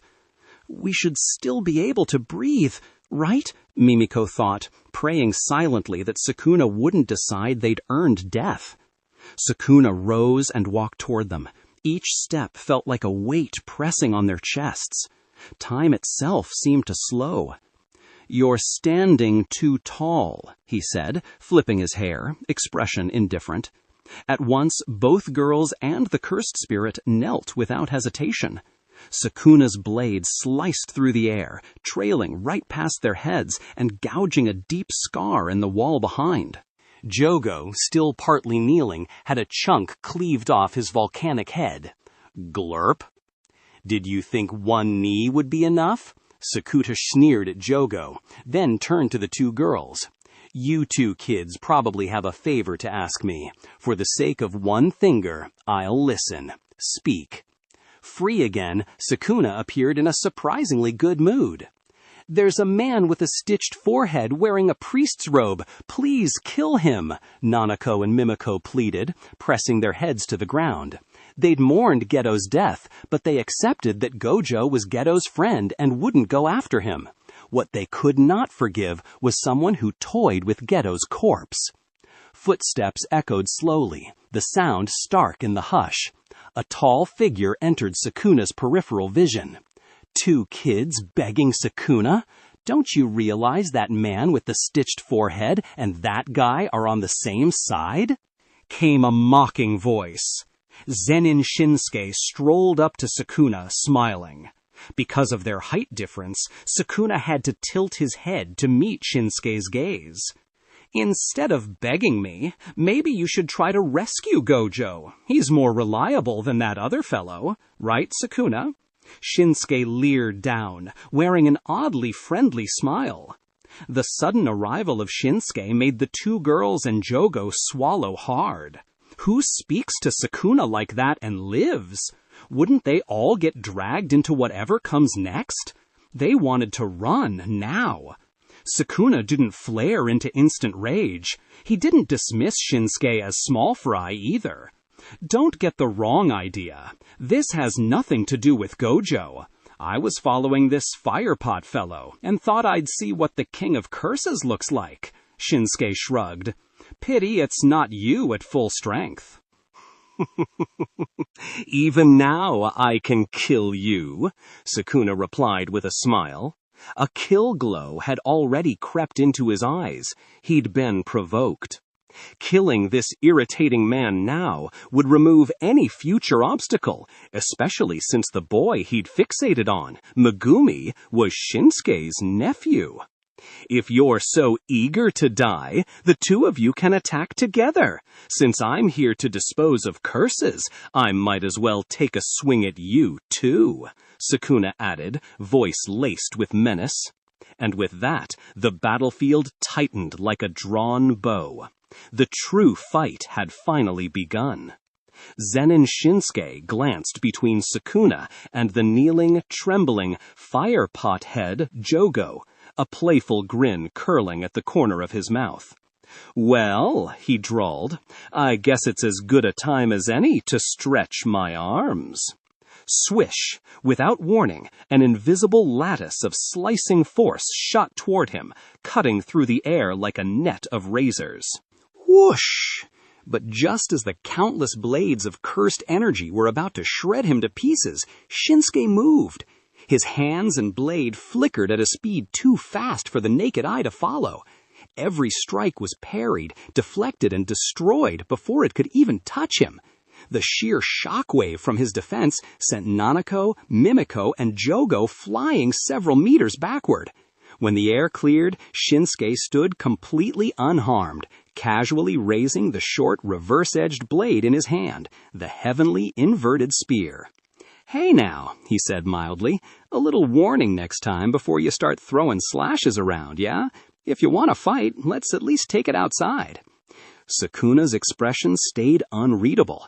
He eyed the short blade, the faint cursed glow running along its spiral-etched edge. I see. A fine weapon indeed, he murmured. His sharp gaze took in its properties at once, the nullification of cursed techniques. But even more intriguing was the man wielding it. No cursed energy, Sukuna noted, yet he sensed my slashes and intercepted them by instinct alone. He smiled, a slow, wolfish grin spreading across his face. You're the first to do that. Interesting. I think I might actually enjoy myself today. Try to last more than a minute. The instant he finished speaking, both men vanished. A deafening boom followed an instant later as their clash erupted outside the skyscraper. The shockwave ripped through the building, shattering every window in an instant. Lights flickered violently, steel groaned, and the whole structure trembled on its foundation. Razor-edged aftershocks tore through the air, carving deep gashes into walls and pillars alike. Jogo's molten eyes widened. He turned and bolted toward the exit, his instinct screaming. He needed to see this fight, to understand. Everything unfolding now was far beyond their plan. Why was there someone in Shibuya capable of fighting Sukuna head-on? According to Geto, his own strength was said to be roughly equal to 7 or 8 fingers of Sukuna's power. And yet this man, the one who'd slaughtered Hanami and Dagon, was holding his ground against a 15-finger Sukuna. It made no sense. When they first met, the man hadn't even seemed that strong, maybe around Jogo's level at best. But now, faced with the truth before his eyes, Jogo had to admit it. Hanami and Dagon hadn't died unjustly. They had been crushed by a monster wearing human skin. Behind him, Nanako and Mimiko trembled in the ruined lobby. "Mimiko, we have to leave, now," Nanako said, forcing her voice steady. "We'll find another way to reclaim Master Geto's body." She pulled out her phone, snapping the two of them into her screen with her technique. That other man's words echoed in her mind. Sukuna and that stitched forehead bastard are on the same side. Maybe he was right. Maybe rescuing Gojo Satoru was the only path left. After all, Master Geto had been Gojo's dearest friend. If anyone would rage at seeing his body defiled, it would be Gojo himself. And as the sky outside split with light from the battle of gods, Nanako tightened her grip on the phone, vowing that this time she'd make the right choice. Which way's the fifth underground floor? Panda leaned over the railing, looking down at Kusakabe. Since Maki confirmed the seal is real, we should head there right now. Gojo Satoru had been sealed. There was no time to waste wandering through random buildings. They needed to regroup and rescue him immediately. Gojo, Gojo, Gojo! That's all anyone ever says, Kusakabe snapped, glaring at the talking panda. He's not the only human being on this planet, you know? He jabbed a finger toward the city beyond. There might still be survivors, terrified, hiding somewhere in Shibuya. Think about it, like a bunch of elementary school girls, lost and crying. If we don't find them, their futures are ruined, and we'll be the accomplices. Panda blinked, clearly thrown off. Now that you mention it, he admitted, that actually sounds kinda reasonable. Exactly! Kusakabe puffed out his chest, trying to look righteous. So we're checking every floor, every corner, even the bathrooms. Thoroughly. Roger that. Panda immediately resumed searching the building with eager determination. Meanwhile, Kusakabe sighed deeply, hands in pockets, a toothpick dangling from his lips. Damn, I'm running out of excuses. He had no intention of setting foot on the fifth floor, not a chance. Even Gojo got sealed. Why the hell would he go down there to die? He looked toward the darkened stairwell, muttering, Zen'in-sensei, hurry up and finish this mess already, please. The whole saving terrified schoolgirls thing? Yeah, pure fabrication. Just an excuse to stall. Kusakabe simply didn't want to face anything that could be labeled special grade. He hadn't told Panda where the underground levels actually were, because he knew what would happen. The big guy would charge down there alone without hesitation. No way was Kusakabe letting that happen. Not because he was brave, but because he refused to be left alone in this nightmare. Watching Panda clumsily search every hallway, he felt a small twinge of guilt. Damn it, he's a panda, but he's acting more human than I am. Luckily, being a panda had one big advantage. The guy had zero sense of direction. Panda had no idea that the entrance to the fifth underground floor was literally right in front of them. Just a couple more laps around the building, Kusakabe thought. Pretend to be lost. Easy. The massive cursed energy from earlier had faded, but that didn't make it any safer down there. He valued his life too much to risk it. Huh? Kusakabe froze, turning sharply. A man and a woman stood on the sky bridge connecting the upper levels, staring down at him and Panda. You're Jujutsu High sorcerers, right? We don't want to kill you, the man said coolly. Surrender, and we'll let you live. Kusakabe didn't flinch. Panda's voice rumbled beside him, calm and analytical. There are 3 more hiding nearby, maybe more. Cursed users, huh? Kusakabe smirked faintly. Well, I don't want to die, but I can't just kneel and beg either. Inside, however, he was thrilled. Perfect timing. These cursed users had shown up at exactly the right moment. A great opportunity to stall. All right, he said cheerfully. Let's talk things out, slowly. Take your time. I've got plenty of patience. If he could keep them chatting, it'd eat up more precious minutes. As long as he wasn't heading to the 5th floor, he could deal with as many cursed users as necessary. Are you surrendering or not? The man demanded coldly. I hate indecisive people. You're not talking to me, right? Panda raised a paw innocently. I'm technically not human. Idiot, Kusakabe hissed. At least say something intimidating. He sighed, drawing his blade lazily. Fine, whatever. You'll do nicely to kill time. For all his reputation as one of the strongest Grade 1 sorcerers, Kusakabe was also famous for being a complete coward. He only fought enemies weaker than himself. The moment he sensed a powerful opponent, he'd bolt without hesitation. Hey, Panda, what the hell are you two doing? A familiar voice echoed from behind. Maki and the others emerged from the staircase, battered, bloodied, and barely standing. "Maki? Megumi? You're alive?" Panda rushed over, worried. "What happened to you guys?" Kusakabe asked, his face paling as he saw them. 3 Grade 1 sorcerers, all wrecked. Even Naobito Zen'in, the special grade veteran, was missing an arm. Cold sweat trickled down Kusakabe's temple. So that's what the 5th floor was like. Thank God I didn't go. Best case, I'd be maimed. Worst case, dead. Maki shot him a look, then glanced at the cursed users. "Forget them. We're leaving. Sukuna's out." "What?" Kusakabe blanched. "Sukuna? As in the Sukuna?" He sheathed his blade instantly. "What are we waiting for? Run!" Special grades were bad enough, but Sukuna? No way in hell. "Don't think you can just walk away." From the upper bridge, 3 more cursed users appeared, blocking their retreat. Kusakabe's eye twitched. This day just keeps getting worse. The group of rogue sorcerers stared down the Jujutsu High sorcerers.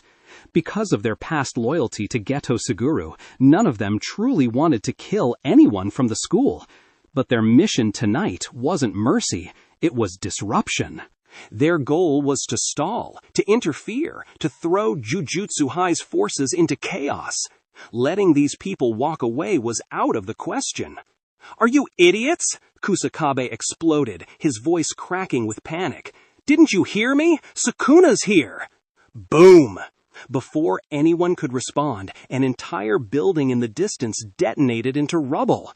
2 overwhelming forces clashed, releasing a shockwave that ripped through the air like a hurricane. The pressure knocked everyone off balance, dust and debris filling the streets until they could barely open their eyes. "That's Sensei and Sukuna," Maki shouted. "They've already started fighting. Get out of here, now!" She didn't have to say it twice.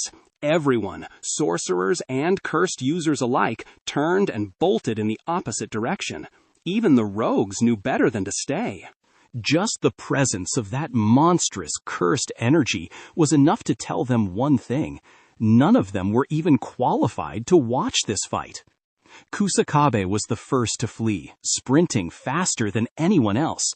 The rest followed close behind, desperate to put as much distance as possible between themselves and the impending cataclysm. Meanwhile, on the outskirts of Shibuya, Ieri Shoko had arrived. "Shoko, this is far too dangerous for you," said Yaga Masamichi, standing beside her with his usual calm authority.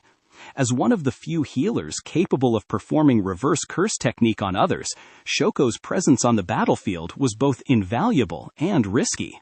If the enemy realized she was here, she'd become their top target. "He's right, Shokone," said Amanai Riko, crouched nearby with a high-powered sniper rifle trained on the distance, eyes sharp and focused. Because Shoko insisted on coming, Riko had returned with Yaga to protect her. Her cursed technique and long-range precision meant she could eliminate enemies hundreds of meters away before they ever got close. "I had to come," Shoko murmured, leaning on the railing of the overpass. Her white coat fluttered in the night breeze, the tiredness in her eyes giving way to faint nostalgia. "With you and the principal here, I'll be fine, but I couldn't just sit back after hearing what happened." Gojo Satoru, sealed. A fake Geto Suguru, walking freely. How could she not come? "What's wrong, Shokone?" Riko asked softly, noticing her faraway look. "Nothing," Shoko replied after a pause. "Just thinking about the old school days." Boom! A heavy explosion shook the city, followed by maniacal, echoing laughter that rolled through the night like thunder. "Sukuna's out too, huh?" Yaga muttered, frowning deeply. With Gojo sealed, the balance of power had collapsed. Among Jujutsu High's remaining sorcerers, there was only one person who might be able to stand against the King of Curses now. "Zen'in Shinsuke," Yaga said under his breath. Would he step in? Or would even he fall before that ancient, malevolent power? Sukuna's manic laughter echoed through the ruins of Shibuya. Streetlights flickered wildly, and the towers surrounding them trembled from the force of their clash. In the shadows below, terrified civilians huddled together, hands over their heads, praying the gods of this nightmare would overlook them. "You trying to protect these pathetic humans, too?" Sukuna taunted between blows. The two figures moved faster than sight, colliding mid-air, then splitting apart in blinding flashes. "You don't seem like the type," Sukuna sneered. "I'm not that bored," Zen'in Shinsuke replied calmly, landing on the top of a skyscraper. He grinned, eyes glinting with feral amusement. "Still, I'll give you credit. Your close combat's not bad." For someone relying purely on physical reinforcement and raw technique, Sukuna's movements were precise, almost artful. It was clear now why he was called the King of Curses. "But," Shinsuke continued, stretching his neck as steam began to rise from his skin, "if you don't start using a proper technique, I won't be holding back any more." His body flushed crimson, veins bulged like molten iron beneath his skin. Steam hissed from his pores, swirling around him like a shroud of fury. He stood there at the edge of the rooftop, arms open wide, his grin sharpening into something primal. "This aura," Sukuna muttered, floating in mid-air, eyes narrowing. "It's the same as back then, when you killed Hanami." The air itself seemed to bend around Shinsuke. His entire presence had shifted. The calm had vanished, replaced by something ancient, violent, and alive. "Ah, this is much better," Sukuna said, smiling wider. "Let's make it fun, starting with you. Then I'll slaughter everyone in Shibuya." His killing intent erupted like a wave, and without a single gesture, the invisible blades of his technique, cleave, shot out. Boom! The world shattered. Entire buildings split cleanly apart, tumbling like paper as Sukuna's slashes tore the city to pieces. The next instant, he poured even more cursed energy into the attack, the air screaming under the pressure. The invisible blades multiplied, faster than the human eye could track. Swish! But the figure on the rooftop was gone. "Behind you," a voice whispered. Sukuna's instinct screamed. A chill ran down his spine. He twisted aside, instinctively releasing dismantle, barely dodging. A crimson blur had appeared where he'd been floating. The speed, it wasn't movement anymore. It was teleportation through sheer physical mastery. This guy wasn't just fast, he was inhuman. Swinging the heavenly inverted spear, Shinsuke shredded through Sukuna's counterattack, dispersing every incoming blade of cursed energy like it was mist. "Keeping your distance, huh?" Shinsuke smirked. "You and Gojo really are the same type." Sukuna didn't answer. His focus sharpened. He was studying, analyzing, calculating every motion. Zero distance dismantle had failed. This man had reacted, physically sensed it. Swinging the heavenly inverted spear, Shinsuke shredded through Sukuna's counterattack, dispersing every incoming blade of cursed energy like it was mist. "Keeping your distance, huh?" Shinsuke smirked. "You and Gojo really are the same type." Sukuna didn't answer. His focus sharpened. He was studying, analyzing, calculating every motion.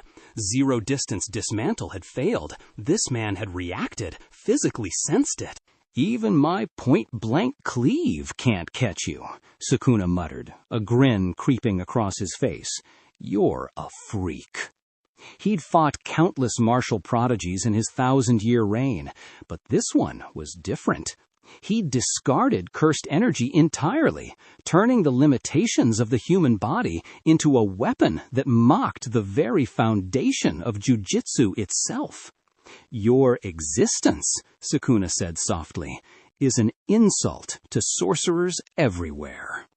If someone like you defeats me, his voice lowered, then every jujutsu sorcerer on Earth becomes meaningless.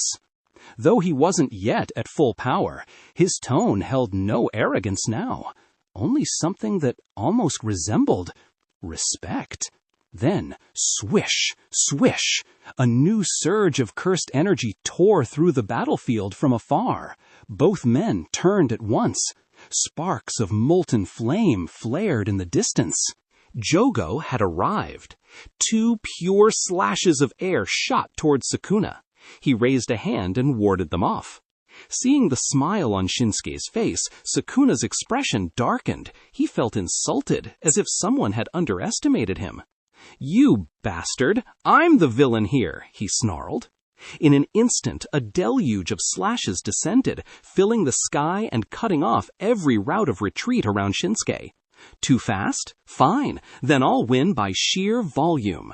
Sukuna's intent was clear. If he couldn't outpace his foe, he would overwhelm him. Shinsuke read the intent perfectly. Not bad. If I didn't have the heavenly inverted halberd, I might have had to tank this. He swung the halberd, and his arm blurred into 1,000 afterimages, as if many hands were swinging at once. Within roughly a meter of his body, a shimmering shield formed. Countless slashes struck it and rang out like a chorus of blades. How is this possible? Those slashes are completely undetectable to me. Far off, Jogo stared with wide eyes. He could not accept what he saw. A man with no cursed energy deflecting attacks that shouldn't even be perceivable to ordinary beings. It made no sense. Jogo imagined himself at the center of that storm. Could he survive? The answer was no.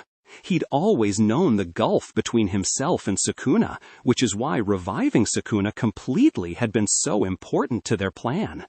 If Sukuna returned, even if Sukuna didn't join them, human rule might collapse and curses could claim the world. That single change was all Jogo ever wanted. He'd thought that eliminating Gojo would make everything smooth. Now, things were going wrong. This man must die, Jogo decided. He believed that if he and Sukuna struck together, they could take Shinsuke down. Even if Sukuna might turn on him later, Jogo chose vengeance over caution. He would avenge Hanami and Dagon now. Jogo thrust both hands forward at the man blocking Sukuna's slashes. Die!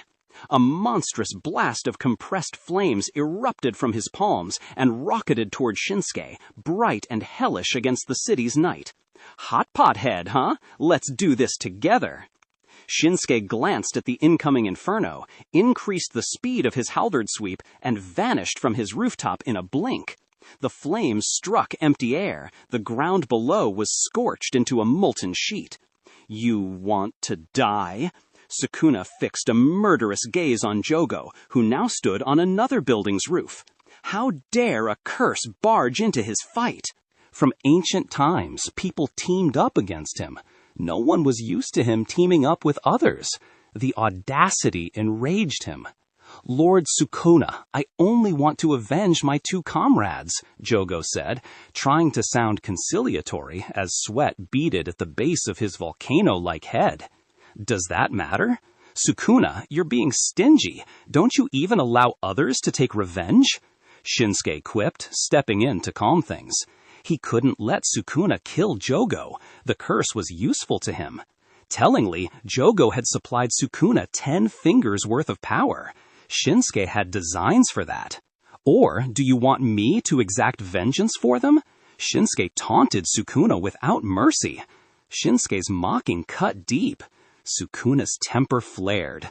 These 2, Gojo and now this Zen'in man, were perhaps the most obnoxious opponents he'd ever faced. He admitted, grudgingly, that both were interesting. All right, Sukuna said at last. You're fine. I won't stop you from getting your revenge. Just don't interfere with me. If you get in my way, don't be surprised when you die. On the strength of those 10 fingers, the morsels Jogo had supplied, Sukuna chose to spare him this time. Understood, Jogo replied, expression set. He'd confine himself to long-range support and avoid close-quarters fighting at all costs. Boom! The heart of Shibuya convulsed. The ground had become a molten wasteland, lava gushing like a volcanic eruption, swallowing streets, cars, and corpses alike. Fire devoured the darkness, and the once bustling cityscape was now a hellish wasteland. One moment consumed in a sea of flame, the next shredded apart by invisible slashes. Within minutes, Shibuya, the city of neon lights, had turned into a vision of the apocalypse. "Ugh, guys," Kusakabe muttered, beads of sweat rolling down his forehead. "I think we should back off a little farther." Even hundreds of meters away, the heat was unbearable. The ground beneath their feet trembled constantly. His voice shook with it. Two immense cursed energies, one Sukuna's, one that of a special grade curse, were colliding in the distance. Could even Zen'in-sensei survive that? He really, really wanted to run. "This distance is optimal," said Yaga Masamichi, voice calm but heavy. "We can observe the battle and still avoid being caught in the crossfire. If Zen'in-sensei falls, we'll have to take command, but under no circumstances can we let the fight spread beyond the barrier." "Agreed," said Amanai Riko, perched atop a nearby truck with a sniper rifle aimed at the horizon. Besides, the old man's still holding his ground. Through her scope, she could only glimpse flickers of motion, blurs of red and shadow, but it was enough. Zen'in Shinsuke wasn't losing. "My master won't lose." Maki Zenin's tone was firm, even as worry flickered in her eyes. "Are we just gonna sit here and watch?" Kugisaki Nobara complained, bouncing her hammer on her shoulder. "Shouldn't we, help or something?" She'd come all the way to Shibuya and hadn't thrown a single nail yet. Ever since she arrived, she'd been stuck guarding the auxiliary supervisor, Nita, instead of fighting. She wanted to go to the lower floors, but Nanami Kento had shut her down cold. "Not strong enough," he'd said. That stung. "Forget it, Nobara," said Fushiguro Megumi, his voice level. "This isn't a fight we can even touch. Don't get in my uncle's way."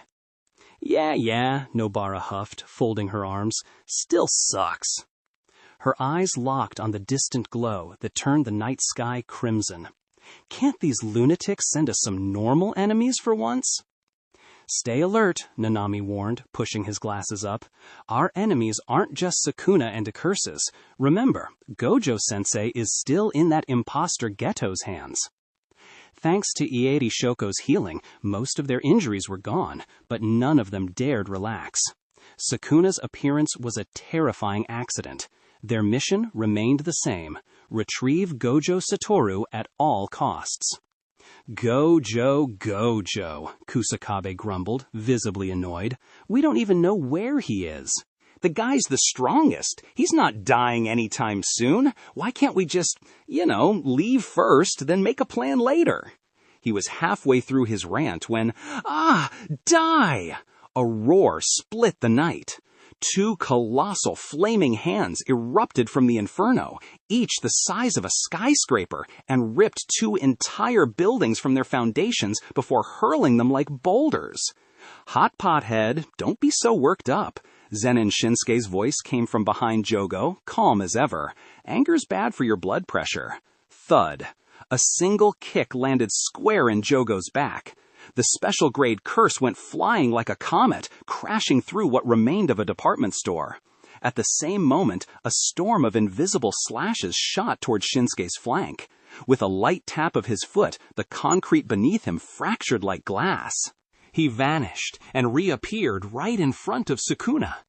"Come on," Shinsuke grinned. "Let's trade punches. Don't run from me." Crack!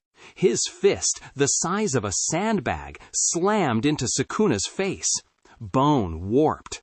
The king of curses was sent hurtling backward, smashing through several walls before cratering into the street below. Sukuna stood, wiped the blood from his mouth, and glared. Even with his body constantly reinforced by cursed energy, he couldn't fully blunt the man's hits. A pure melee fighter, raw power, speed, and instinct refined to inhuman perfection. "Shh," Sukuna growled. "Let's see how long you can maintain that form." He darted back, distance widening in the blink of an eye, his hands flickering as wave after wave of cleaves sliced through the air to keep Shinsuke from closing in. He could heal himself endlessly with reverse curse technique, but that man couldn't, and that, Sukuna decided, would be his advantage. Sukuna eyed the shallow cuts scattered across Zen'in Shinsuke's body. He wasn't impatient. On the contrary, he was calm. A few punches meant nothing.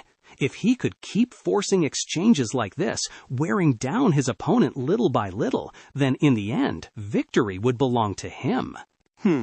So you're trying to drag this out, huh? Shinsuke's figure flickered across the burning skyline, weaving through Sukuna's storm of slashes. The heavenly inverted spear spun in his hand, deflecting blow after blow. The cursed slashes grew faster, denser.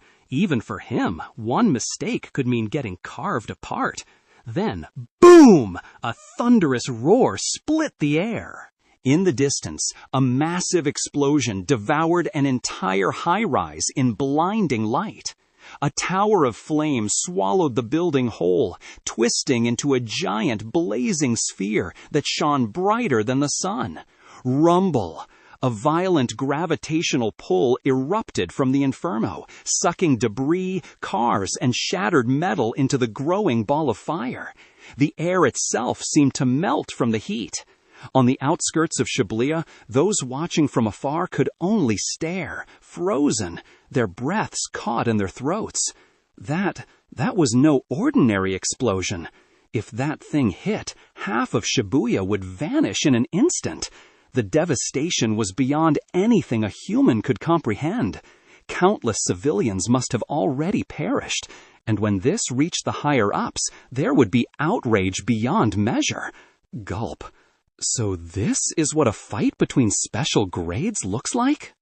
Everyone felt it now, the yawning gulf that separated them from these monsters. They weren't just outclassed, they were in the presence of gods and demons. At Shibuya's core, the enormous fireball roared to life. Jogo, his expression twisted in fury, controlled the growing inferno with both hands. The meteor of molten rock expanded as it moved, chasing Zen'in Shinsuke with terrifying suction. Every building in its path was ripped from its foundation, drawn into orbit before melting into the meteor's body. Under that kind of bombardment, even Shinsuke had to admit it was best to back off for now. He shifted his stance and darted towards Sukuna's position. And Sukuna, though proud, wasn't foolish enough to take the meteor head-on either. Both poured cursed energy into their legs and retreated at full speed. The result? Jogo chased Shinsuke. Shinsuke chased Sukuna. For the first time in his existence, a curse was chasing two apex predators at once.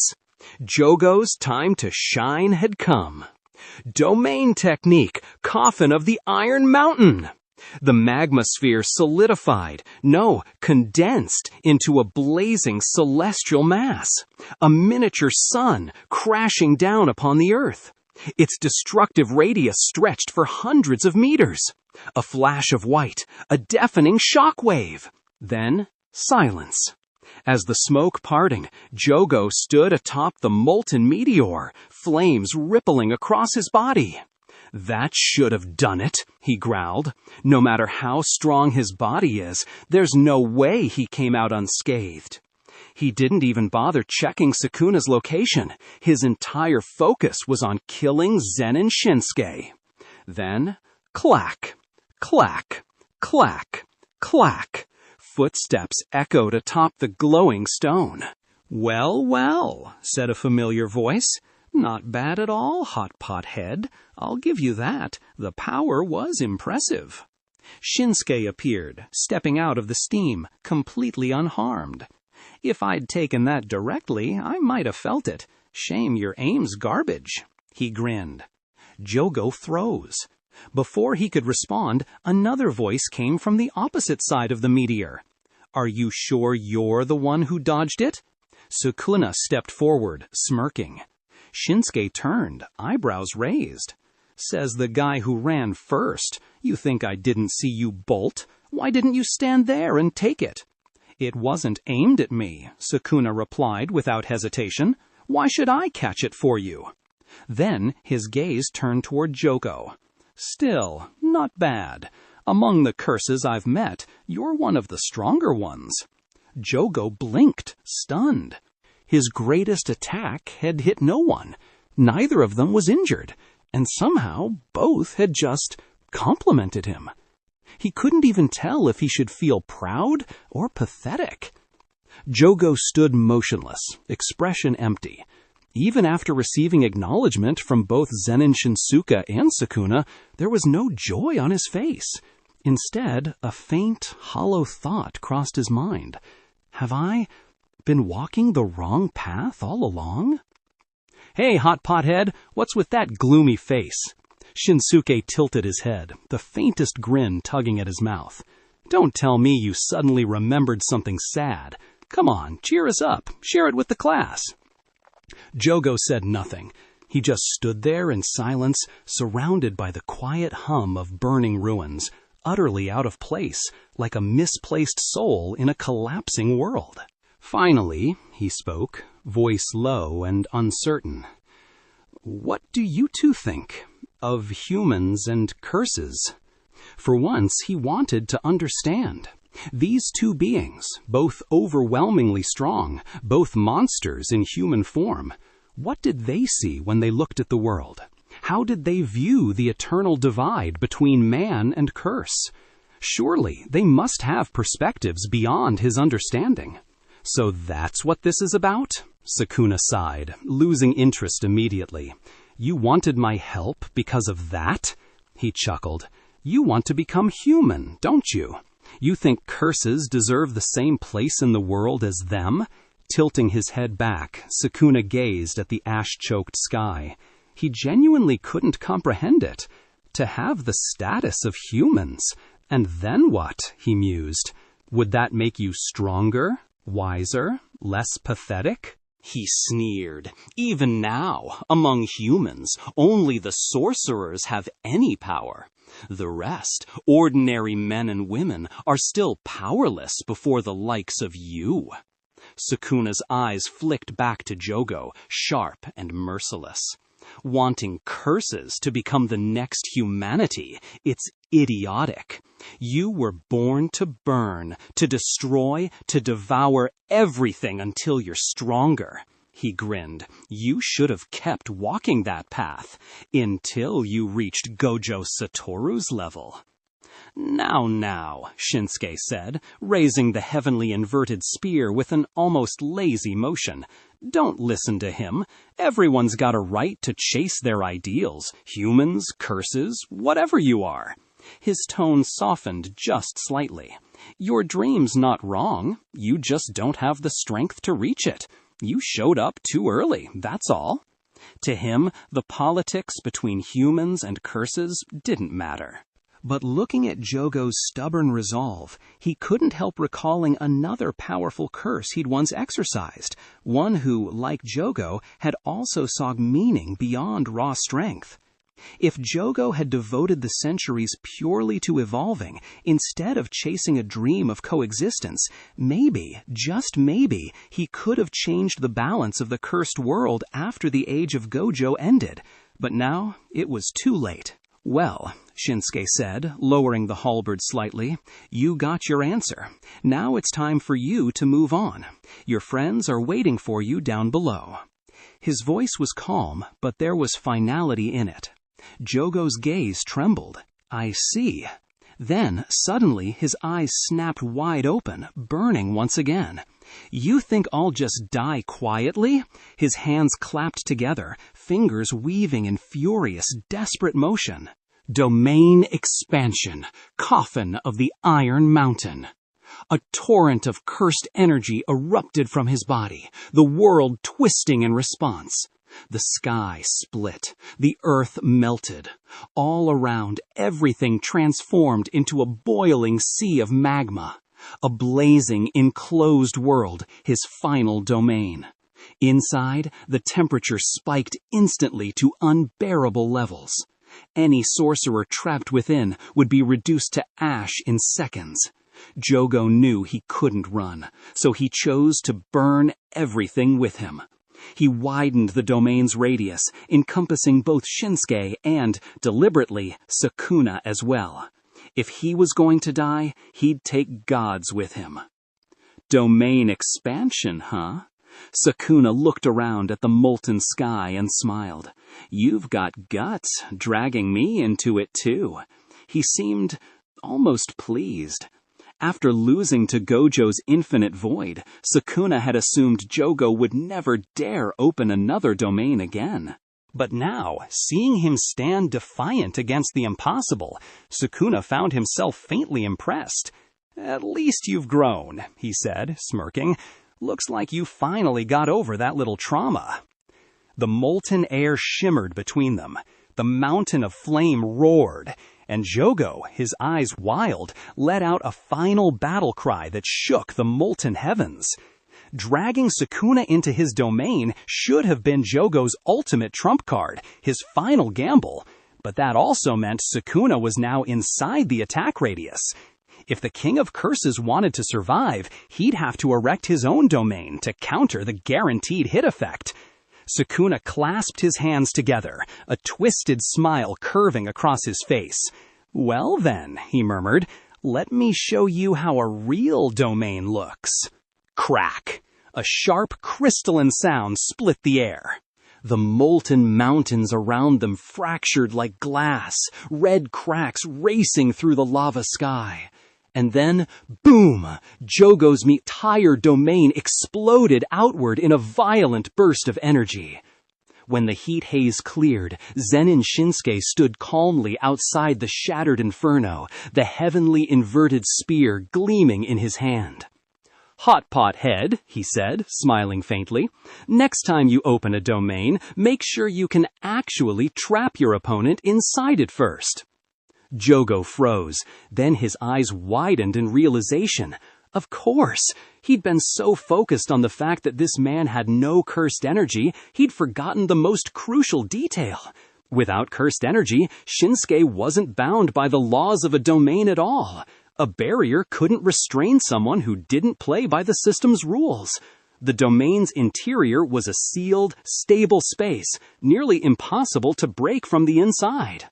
But from the outside, it was fragile as glass, and Shinsuke, armed with the heavenly inverted spear, had simply sliced through the shell like paper. "You win," Jogo admitted softly. His tone wasn't bitter, just tired. He'd thrown everything he had, every ounce of strength, and still couldn't touch this man. "This time we failed," he said quietly, flames dimming around him. "But a century from now, we'll return. And when we do, I hope this world no longer has monsters like you in it." Shinsuke stepped forward, his expression unreadable. "Centuries, huh?" he murmured. "But will you still be you then?" The spear flashed once, shing, and Jogo's body disintegrated into ash. His vision spun, fading into white. When he opened his eyes again, he stood in a vast, luminous field, endless and still. There, waiting for him, were two familiar silhouettes. "Jogo," Hanami greeted him softly, tone serene as ever. "You came." Jogo nodded, the fire in his body flickering faintly. "Yeah, I failed. We lost." Hanami smiled gently. "It's all right. We still have Mahito. You named him our leader for a reason, didn't you? You saw his potential. He'll carry our will forward." Jogo gave a faint laugh. "Let's hope so." He didn't really believe Mahito would ever reach the strength of those monsters outside, but growing into a different kind of monster, that he could imagine. Side by side, the three special grade curses, Hanami, Dagon, and Jogo, walked slowly toward the blinding light. And as they faded, so too did the last traces of their cursed energy. When the final wisp of black smoke vanished into the wind, Shinsuke and Sukuna turned to face each other again. "It's over for him," Shinsuke said lightly, resting the spear on his shoulder. "Now, about our fight." Sukuna's lips curved into a grin. "This age, it's not so dull after all. To have you and Gojo Satoru both walking the earth, it's almost entertaining." His aura swelled, molten red and black, as he rose into the air. "Ready yourself," he said coldly. "I'm done playing around." Sukuna clasped his hands before his chest, eyes narrowing in predatory focus. His domain didn't require a barrier. No walls, no limits, nothing for Shinsuke to slice apart. Watching him hover above the ruins, Shinsuke tilted his head slightly, as if thinking something over. "What's wrong?" Sukuna called down, voice edged with mockery. "Don't tell me you're thinking of running," he smirked. "With your speed, sure, you could dodge my domain entirely. But if you're too afraid to step in, maybe you're not worth my time after all." It was rare for Sukuna, the king of curses, to resort to such a cheap taunt. But deep down, he was worried. He feared that Shinsuke might simply vanish from range, leaving him to waste his domain on empty air. Shinsuke stared up at him silently. "Really?" he muttered at last, exasperation flickering across his face. "Even the king of curses resorts to playground tactics now?" And with that, he raised the spear, ready to remind Sukuna that words meant nothing in front of raw, unstoppable strength. Sukuna's domain, Malevolent Shrine, was unlike any other. It required no barrier, no canvas, no wall. He didn't need to create a separate space. He manifested the domain directly into reality itself, painting divine slaughter upon the air, with the world itself as his stage. Within its range, the domain's guaranteed hit effect was absolute. Anything with cursed energy would be sliced by the technique Dismantle. Anything without cursed energy would be cleaved apart by Cleave. Once the Malevolent Shrine unfolded, its storm of slashes became endless, an eternal rain of invisible blades. Even someone like Zen'in Shinsuke, who possessed no cursed energy, would be struck mercilessly the instant he entered. There was no shelter, no escape, no breath left between the cuts. "What's wrong?" Sukuna's voice echoed, cold and amused. "Don't tell me you plan to run away like a beaten dog." Suspended high in the air, hands forming seals, the king of curses grinned. His presence dominated the sky. "That's quite a mouth on you," Shinsuke replied, smirking. "All right then. I'll play along. Just give me 1 second." The taunt was cheap, childish even, but he decided to take the bait anyway. He wanted to see it for himself. Just what could Sukuna's divine domain do to him? With a flicker of movement, his figure vanished. A moment later, he reappeared at the outskirts of Shibuya, beside Principal Yaga and the others. "Zen'in-sensei?" Everyone froze at his sudden arrival. His entire body glowed red-hot, steam rising from his skin like a living furnace. For the first time, they saw him like this up close, muscles pulsing, veins throbbing, every cell radiating raw vitality. It was as though a beast had shed its human skin. Shinsuke didn't waste a word. He reached to his waist and removed his inventory curse, the living curse that carried his weapons. Inside Sukuna's domain, he couldn't guarantee the curse's safety, nor that any tool could withstand what was coming. The density of slashes would destroy even special-grade weapons within seconds. "Maki, hold this for me." He tossed the compact, spherical curse toward her. "Sensei?" Maki caught it carefully, confusion flashing in her eyes, but by the time she looked up again, he was gone. "Wasn't that Zen'in-sensei's storage curse?" asked Yaga, his brows knitting. "Wait, don't tell me," Kusakabe muttered, face paling. "He's planning to fight Sukuna bare-handed? To charge into battle with the King of Curses without weapons, it was madness. Sukuna wielded countless techniques, his mastery extending even to domains. And Shinsuke was human. "No," Maki said quietly, clutching the small sphere. "Sensei doesn't need weapons anymore."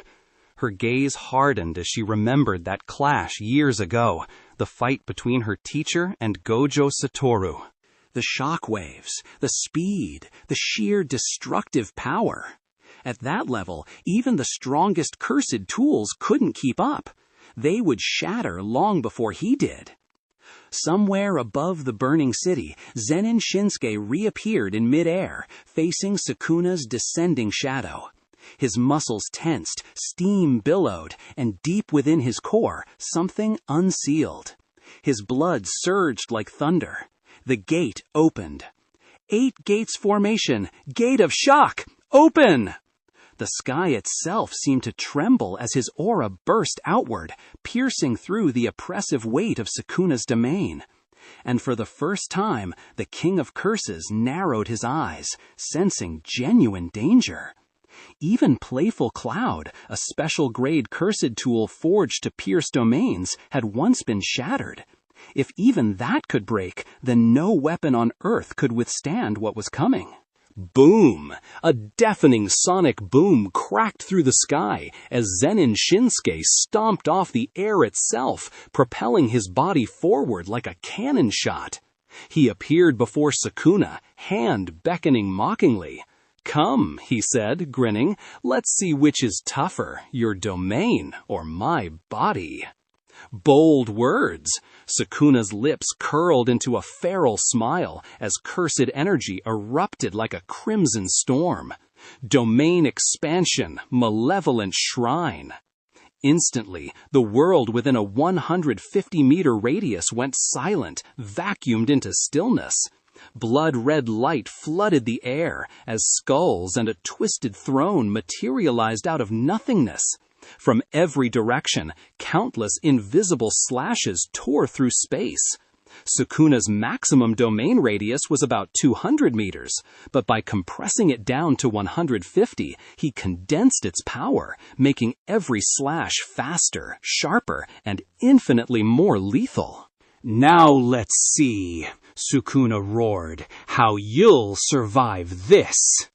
With his hands still locked in seals, his smile widened. He pushed the output of his cursed energy to its absolute limit. Within the domain, everything, organic or inorganic, was reduced to ash beneath the blinding lattice of blades. The air itself shimmered with refracted light, each flicker marking another slash. At the very center stood Zen'in Shinsuke, the storm's target. He raised his arms, crossing them before his chest. A torrent of raw vital force erupted from within, a crimson aura clinging to his body like molten steel. The endless barrage of slashes struck him head-on, each impact echoing like blades striking titanium. The air filled with metallic crackles as sparks scattered. Tiny cuts opened across his skin, each shallow, but the sheer number of strikes turned him into a bleeding silhouette within seconds.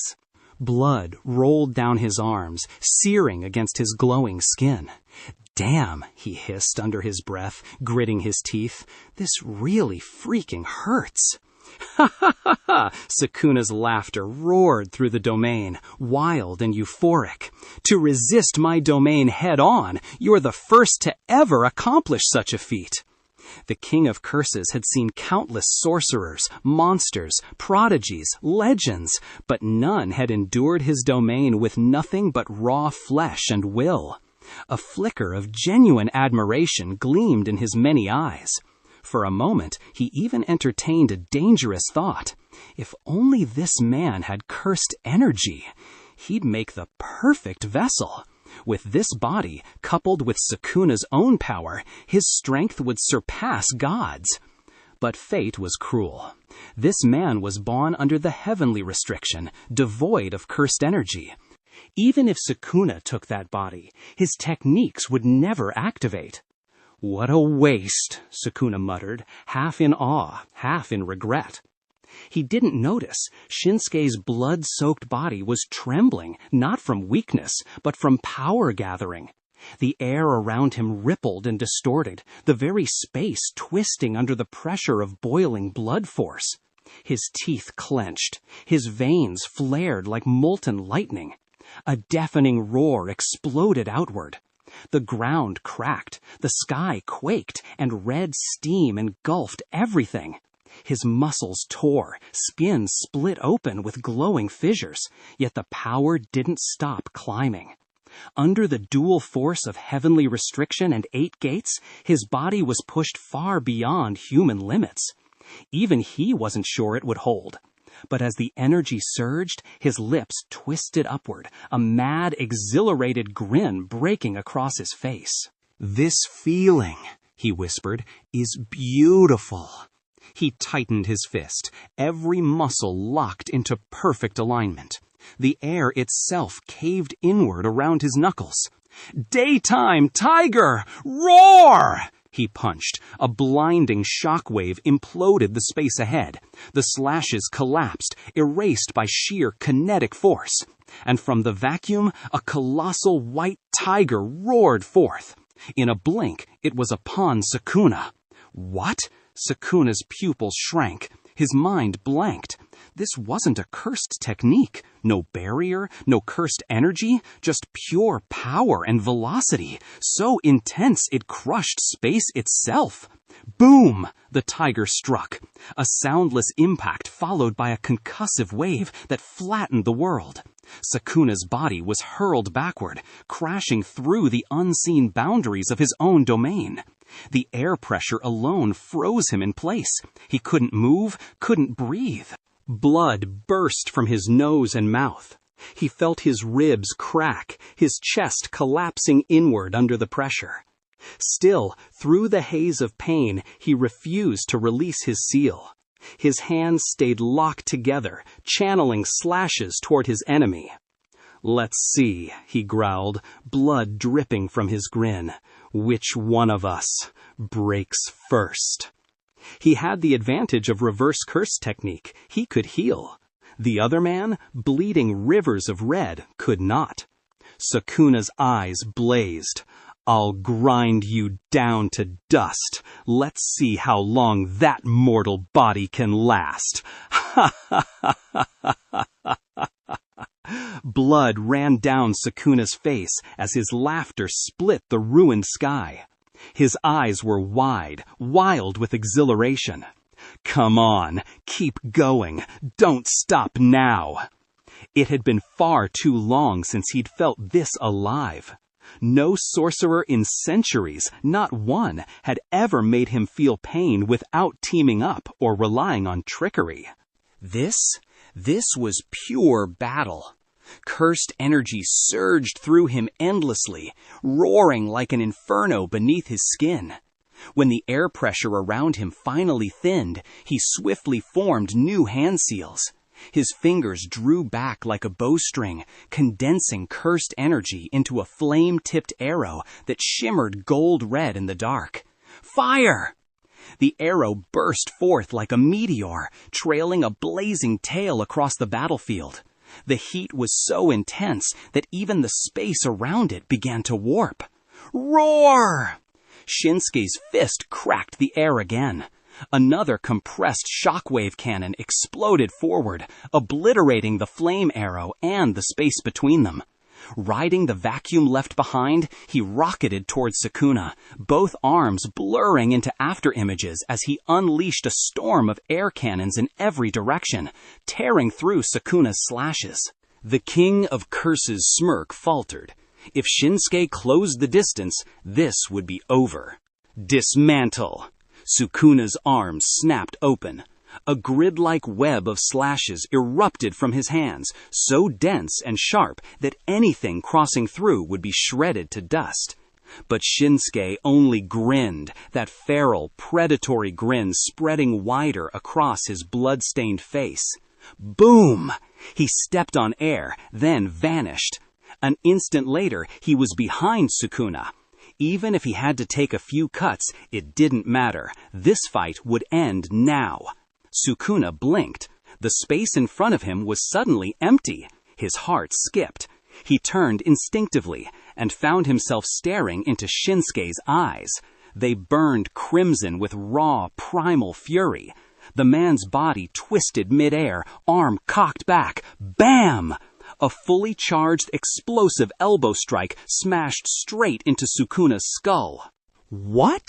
The world imploded. Sukuna felt the impact before he registered the pain, so immense it bent space itself.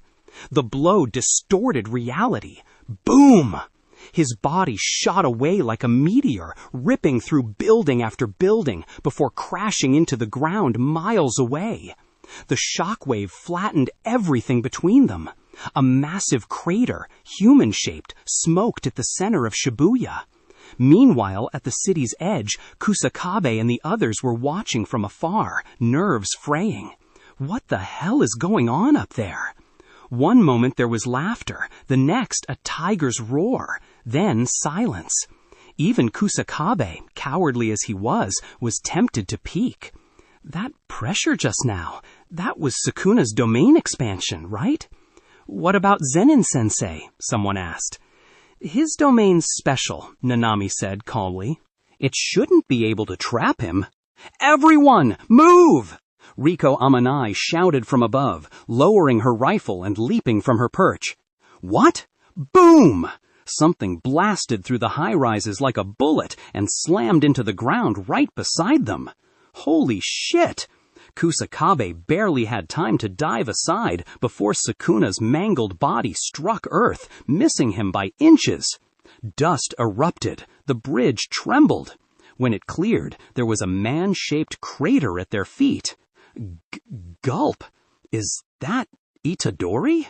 No, it's Sukuna! The figure's skull was caved in slightly, blood pooling beneath him. The sight sent shivers crawling up every spine present. Everyone scrambled backward, putting dozens of meters between them and the fallen king. Then, crack, crack, the sound of bones snapping back into place. Sukuna's limbs pressed against the ground as he forced himself upright, head wound knitting slowly back together. And then came the laugh again. Ha ha ha ha ha ha. Damn, that almost killed me. He spat blood, grinning madly. It hurt like hell, but he was alive. Reverse curse technique pulsed through his veins, mending the shattered bone and ruptured flesh. Pain was irrelevant. He was still the king of curses. I don't believe you can still fight. He chuckled darkly, voice low and trembling with both pain and excitement. His opponent had to be spent. Bleeding that much, no human could last long. Did Zen'in-sensei lose? Kusakabe's brow furrowed. His fingers drifted to his sword hilt. If Sukuna was still standing, they were next. Impossible! Maki's voice cut through the air, trembling but resolute. My master would never lose. Either way, Yaga said, adjusting his glasses, prepare yourselves. If we move together, we might still stand a chance. He glanced toward Shoko Ieri and her medics. 2 of you stay behind. Protect the doctor no matter what happens. Sukuna straightened, blood dripping from his chin. He glanced once toward the group of sorcerers nearby, then dismissed them entirely. They weren't worth his attention. His focus remained fixed on the horizon, where, somewhere, amidst the smoke and silence, Zen'in Shinsuke was surely still standing. Or dying, and the king of curses intended to find out which. Whoosh! A sharp sound tore through the air, like a fighter jet grazing their heads.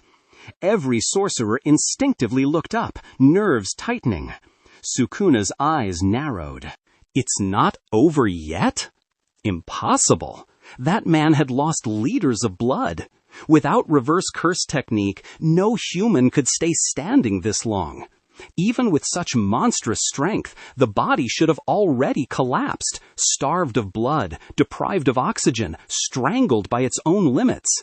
And yet, something was still coming. Cursed energy flared around Sukuna's legs. He retreated fast, instinct screaming at him to move. Boom! Before he could even take a full step back, a shadow plummeted from the sky like a meteor, crashing directly onto the spot where Sukuna had just been standing. The collision detonated with apocalyptic force. The ground within 100-meter radius caved inward, swallowed by the impact. A crater bloomed in an instant, a miniature meteor strike, sending debris and molten stone flying outward in a blazing ring. Buildings in every direction shattered under the shockwave, their frames folding like paper in a storm. Even hundreds of meters away, the onlookers were forced to raise their cursed energy barriers just to survive the burning air. "Sensei!" Maki's voice broke through the roar. She stared, wide-eyed, at the figure standing in the smoldering crater, his clothes torn to ribbons, his body drenched in blood. "Zen'in Shinsuke!" "Fall back!" shouted Kusakabe, panic lacing his tone. "This isn't a fight we can join." He didn't need telling twice. The sheer aftershocks of their battle could kill them. Even this far away, his knees trembled. Yaga gave a terse nod. "Move, now. Don't distract Zen'in-sensei." The team retreated, keeping as much distance as they could. At the center of the battlefield, Sukuna had been blasted off his feet. He tumbled across broken concrete, body screaming in pain. He barely managed to catch his balance, but before he could react further, a shadow flashed in front of him. Shinsuke. The man appeared without sound, faster than thought, and clamped a blood-stained hand around Sukuna's ankle. "You've lost." The words came out low, almost gentle, but the grin that split his blood-smeared face was nothing short of demonic.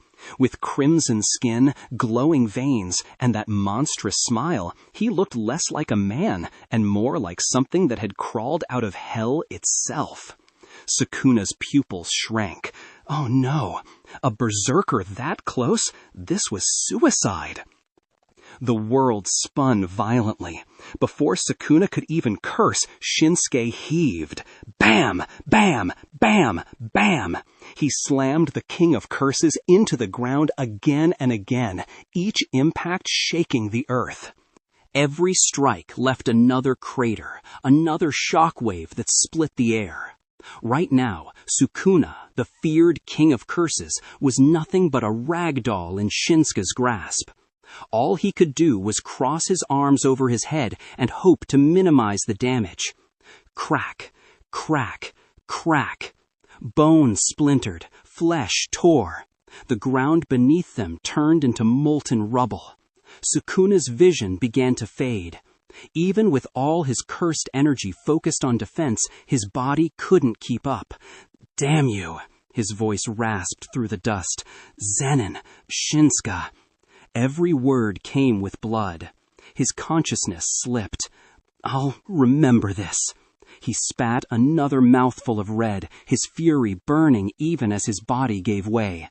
"The next time we meet, you'll face me at full power." And with that vow, Sukuna's body fell still, his laughter finally swallowed by the silence of a broken city. The king of curses had been defeated.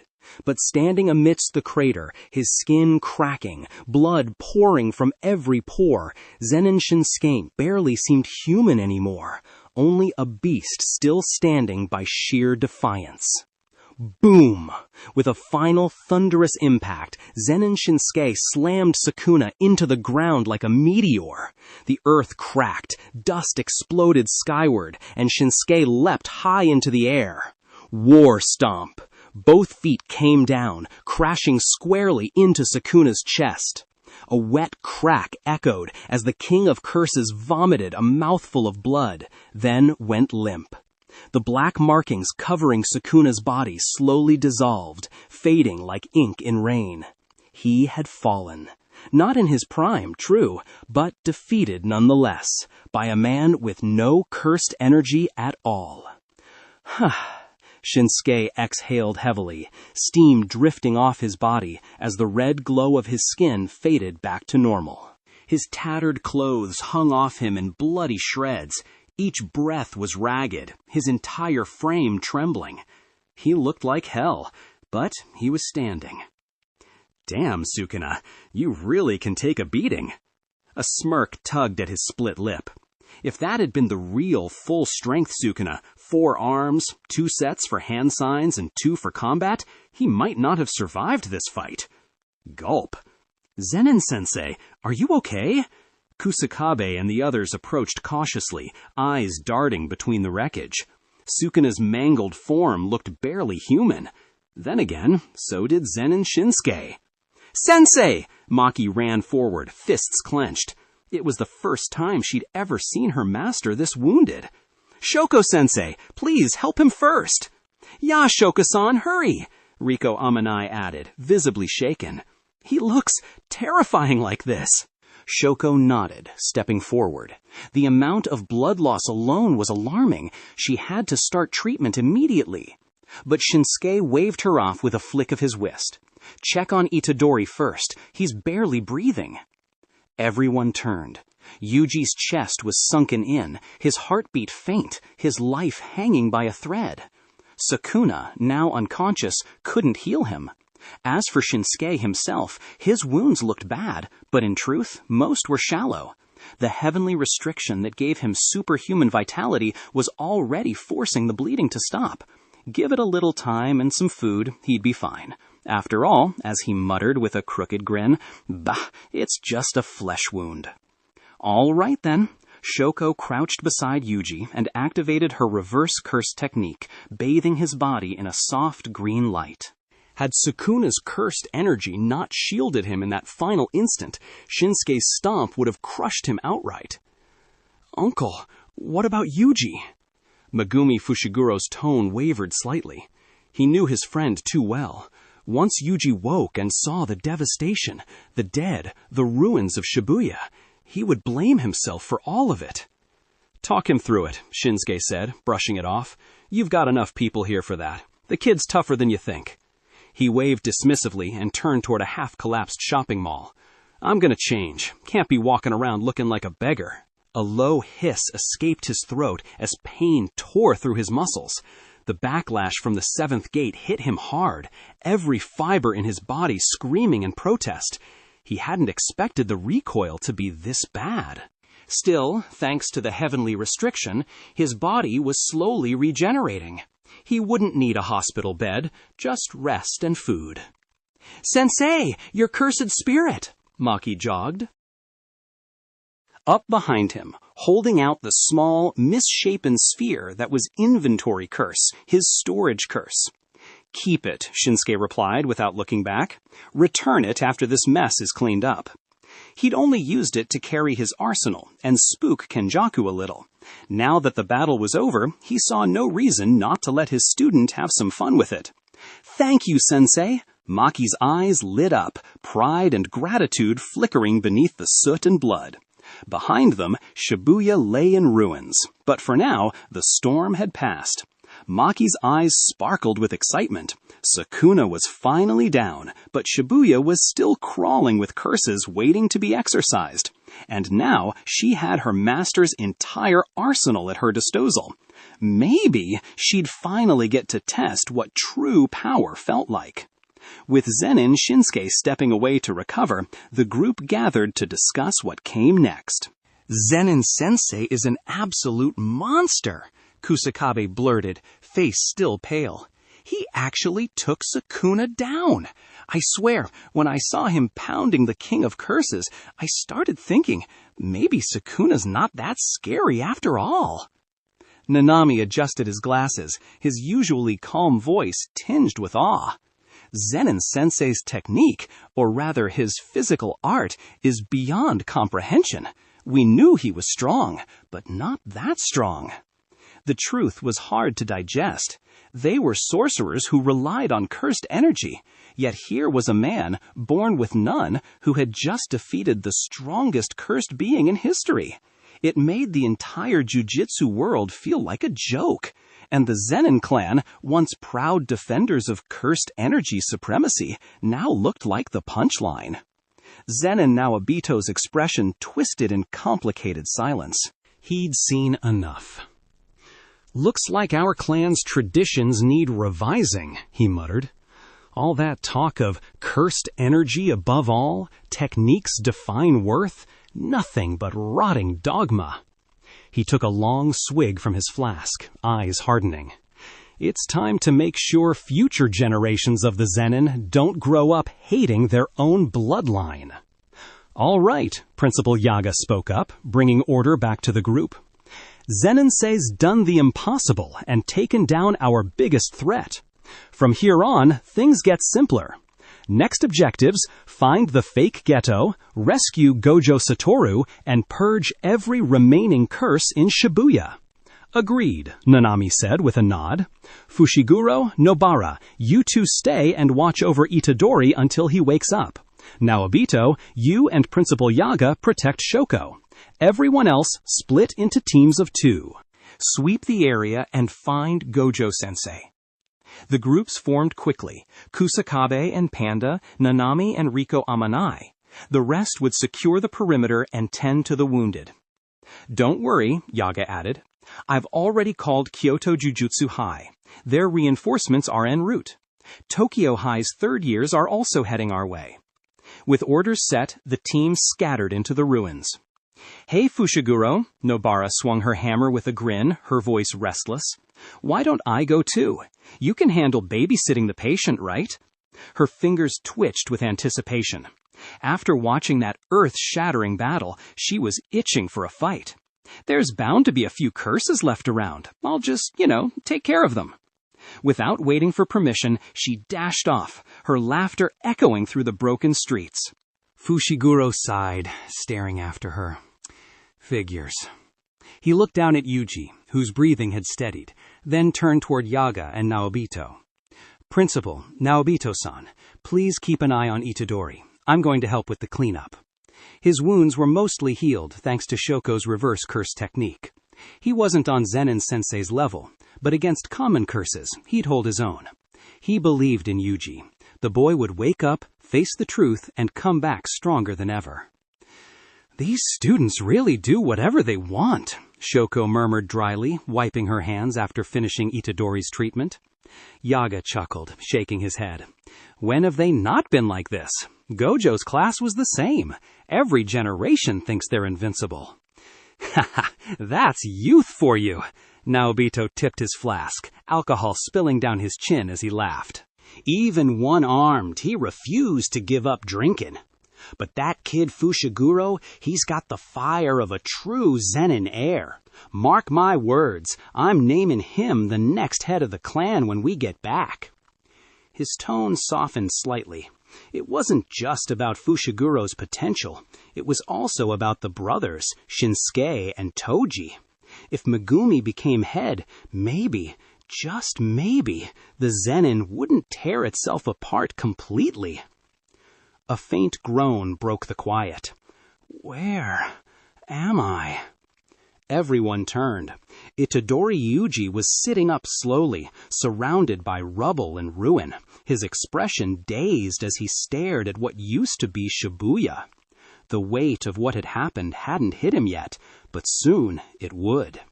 When Yuji Itadori finally regained consciousness, the sight before him felt unreal.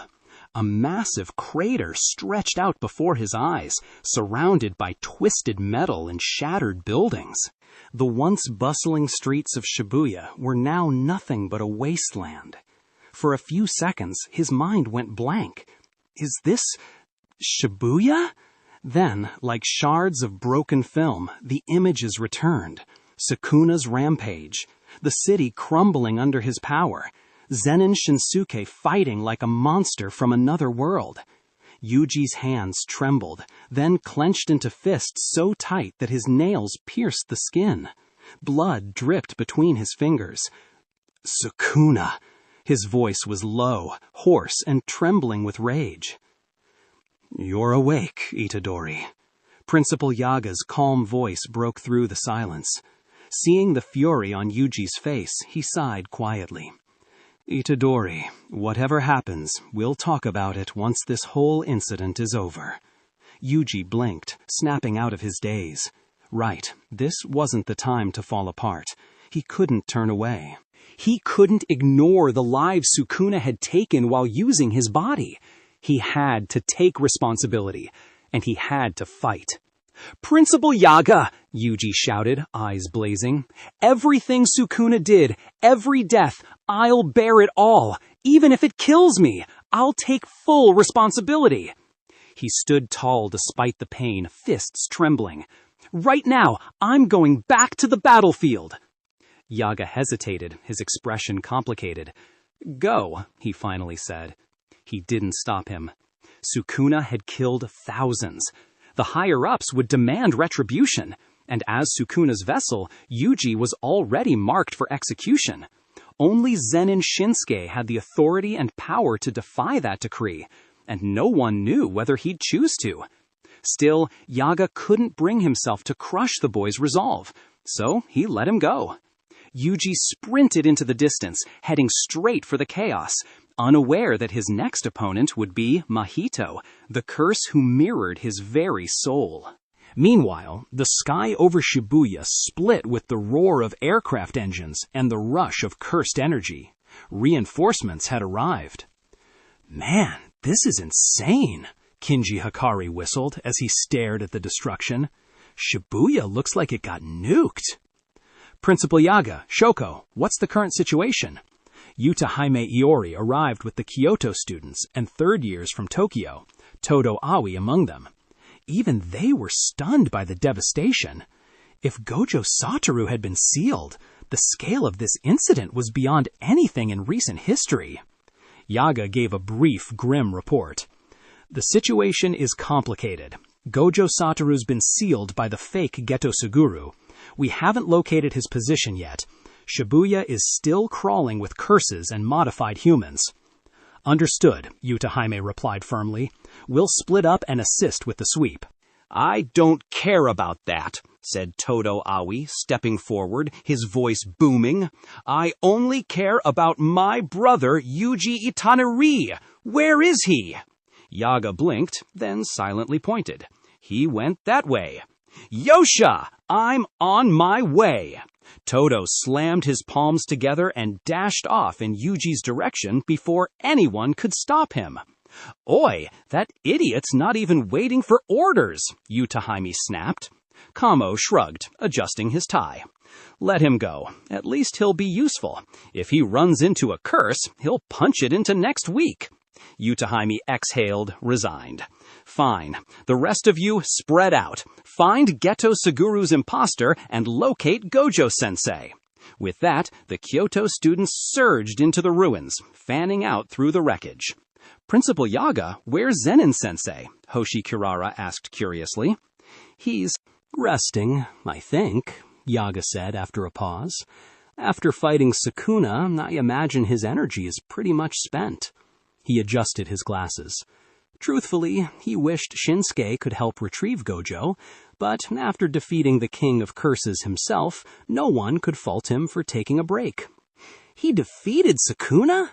Hikari grinned, scratching his chin. "Man, that's our teacher for you. Absolute legend." "All right then," he said, turning to Kirara with a cocky grin. "Let's go, partner. Time to clean up this mess." The pair set off, vanishing into the haze. When the last team disappeared into the distance, the streets finally fell quiet. Shoko glanced toward the crater where Yuji had awakened. "Hey," she said softly, "why don't we go too? Sitting here doing nothing's boring, and with you and Naobito here, it's not like we're defenseless." Yaga thought for a moment, then nodded. "All right, but we stay away from the front lines. If Geto's really behind this, I want everyone alive when we find him." He turned to Naobito, who was refilling his gourd. "Naobito-san, you don't mind coming along, do you?" The old man smirked, one arm still in a sling, sake dripping down his chin. You'll need someone to keep you brats from dying. Lead the way. Even with Principal Yaga's group together, he knew if anything went wrong, their safety wasn't guaranteed. Having one more powerful Grade 1 sorcerer could mean the difference between life and death. Fine by me, Naobito Zen'in said, letting out a lazy hiccup between sips of sake. I've been curious about the bastard who managed to seal Gojo Satoru. Let's go see what kind of freak he is. Truthfully, tagging along was better than sitting around drinking. The mission wasn't over yet, and if he disappeared early, the higher-ups would probably find an excuse not to pay him. So, humming drunkenly, Naobito joined the search. Not long after, Zen'in Shinsuke reappeared, his usual calm returning. He had washed the blood off his body and found a fresh set of clothes, free from a destroyed department store nearby. Even so, his skin was still covered in cuts and scars, a roadmap of pain carved by Sukuna's slashes inside the domain. It would take days to fully heal. Shoko could have easily mended him with reverse curse technique, but Shinsuke refused. He wanted to recover on his own, to push the limits of the heavenly restriction and strengthen his body even further. If pain was the price of evolution, he was willing to pay it. Closing his eyes, he extended his senses, his superhuman perception sweeping across Shibuya like radar. Several powerful cursed presences flared in the distance. A smirk crept across his face. Plenty of curses left, he muttered. Would be a waste not to collect a few. Kenjaku had flooded the city with curses for the sake of Gojo Seal. Well, now that the plan had failed, they were all just free experience. With that, Shinsuke turned toward the strongest signatures and started walking, hands in his pockets, posture relaxed, eyes glinting with quiet amusement. At the same time, deep beneath Shibuya, fate's threads intertwined once more. Yuji Itadori crossed paths with Mahito. The moment their eyes met, the air itself seemed to tighten. No words, no hesitation, only killing intent. They lunged. Bang! Mahito's laughter echoed through the underground as the two clashed, flesh against cursed energy. It quickly became clear Yuji was outmatched. After only a few exchanges, Mahito overwhelmed him completely. Ha ha ha ha ha! Mahito slammed Yuji into a concrete wall, smiling with gleeful cruelty. What's wrong, Yuji? Don't tell me you came here thinking this was some heroic battle between good and evil? He twisted Yuji's arm, slamming him again into the ground. I'm a curse, you fool. This isn't about justice and evil, it's war. Grabbing Yuji by the collar, he hurled him across the corridor like a rag doll. When Yuji tried to rise, Mahito pinned him with a foot to the chest. This is what you call a collision of justice. Whoever wins becomes the truth of this world. He leaned down, smiling with mock affection. Yuji Itadori, you are me. Mahito's tone dropped into a cruel whisper. I kill without hesitation, just as you save without thinking. This war will decide which of us deserves to exist in the world 100 years from now. Don't you get it yet, Yuji? He grinned wide, eyes glowing with manic delight. If you don't even understand your own resolve, how can you ever hope to win? His arm writhed and twisted grotesquely, forming into a long, curved scythe. He raised it high, voice dripping with arrogance. I never bother counting how many humans I've killed, just like you don't keep track of how many curses you've exorcised. The scythe gleamed under the flickering lights. I think I'll find something even more interesting soon, and when I do, I'll forget all about you. With a swing of his arm, Mahito brought the blade down toward Yuji's neck. But before it could strike, clap! A sharp, echoing sound rang through the vast, empty underground chamber. Mahito froze. Yuji's figure vanished from in front of him. A calm, heavy voice followed, soft but carrying immense weight. "My best friend." From the darkness, a familiar silhouette stepped forward, Aoi Todo, his hands still tingling from the clap. And in that instant, Mahito realized the real fight was only just beginning. "Get up, my brother. Our fight's just getting started." Aoi Todo stood tall before Yuji, his face burning with passion and determination. His brother, his best friend, couldn't fall here. "Todo," Yuji murmured weakly, forcing his swollen eyes open. "I let you down." His voice trembled with exhaustion and shame. All this time, he'd believed that saving enough people could somehow atone for the one Sukuna had killed using his body. "Todo," Yuji murmured weakly, forcing his swollen eyes open. "I let you down." His voice trembled with exhaustion and shame. All this time, he'd believed that saving enough people could somehow atone for the one Sukuna had killed using his body. "Get up, my brother. Our fight's just getting started." Aoi Todo stood tall before Yuji, his face burning with passion and determination. His brother, his best friend, couldn't fall here. "Todo," Yuji murmured weakly, forcing his swollen eyes open. "I let you down." His voice trembled with exhaustion and shame.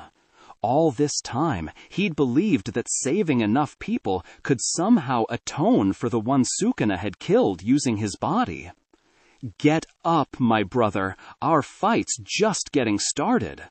Aoi Todo stood tall before Yuji, his face burning with passion and determination. His brother, his best friend, couldn't fall here.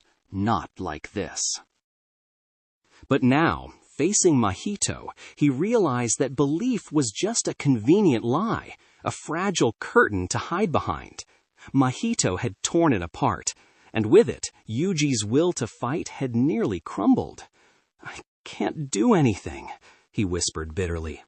"Brother," Todo said firmly, planting himself between Yuji and Mahito, "a man doesn't bow his head in despair." Facing Mahito head-on, Todo's voice ran out like thunder. "We are sorcerers, you, me, and everyone who walks this path. Even if only one of us is left standing, that alone means the fight isn't lost. So long as we breathe, it's not over." He turned, flashing Yuji his trademark grin, burning with pride, with faith, with fire. "When we chose this path, we stepped beyond the bounds of fate itself. We walk among death to seek meaning, sometimes even to the point of desecrating the dead. But even then, we keep moving forward. Until we find our answer, we do not stop."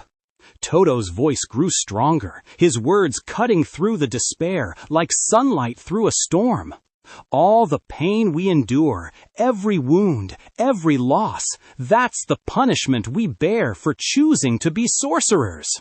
The golden-tongued motivator had returned. With nothing but words, Todo Aoi, the mentor of madness, pulled Yuji back from the edge of darkness.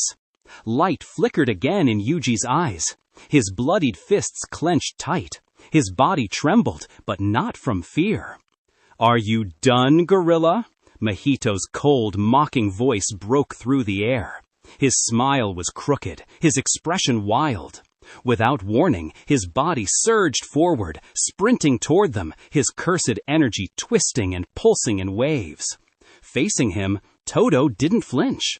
He raised his fists. No words, no hesitation, only action. Their fists collided with a shockwave that cracked the walls around them. The fight reignited, blazing hotter than before. Yuji stood, steadying himself beside his brother in arms. Just as Todo had said, even if this was punishment, even if this was hell, he would not fall. He couldn't let Sukuna laugh at his weakness. Alone, Yuji couldn't beat Mahito. But with Todo, the two of them together were unstoppable. Brothers in sync, fists sharper than any blade. They clashed with Mahito, their battle tearing through walls and bursting into the open streets. Mahito snarled, spreading his arms. "Let's see how you handle this." He released a swarm of transfigured humans, their grotesque bodies fusing into monstrous forms. Several rushed Todo at once, trying to separate him from Yuji. Mahito grinned. Without the gorilla interfering, finishing Yuji would be easy. But Todo wasn't one to be stalled by cheap tricks. Within minutes, the mutated curses lay shattered and twitching across the ground. He brushed the dust off his hands, eyes narrowing. 3 transfigured spirits, and that's all you've got? Pathetic. Mahito's grin faded into a cold stare. So even that wasn't enough. His tone grew calm, too calm. Todo could feel the cursed energy building around him, heavy as a storm. There was only one move left that could tip the balance now. Domain expansion. If Mahito unleashed it, the guaranteed hit effect would let him rewrite Todo's soul instantly, end the fight in seconds. Unless... Mahito smiled faintly, his fingers twitching into a familiar seal. "Looks like it's time to evolve," he said softly. "Shall we, Itadori?" His cursed energy spiraled violently, distorting the air around him. The very walls seemed to twist and breathe. The cursed womb was evolving. And soon, Mahito would become something far beyond a mere curse.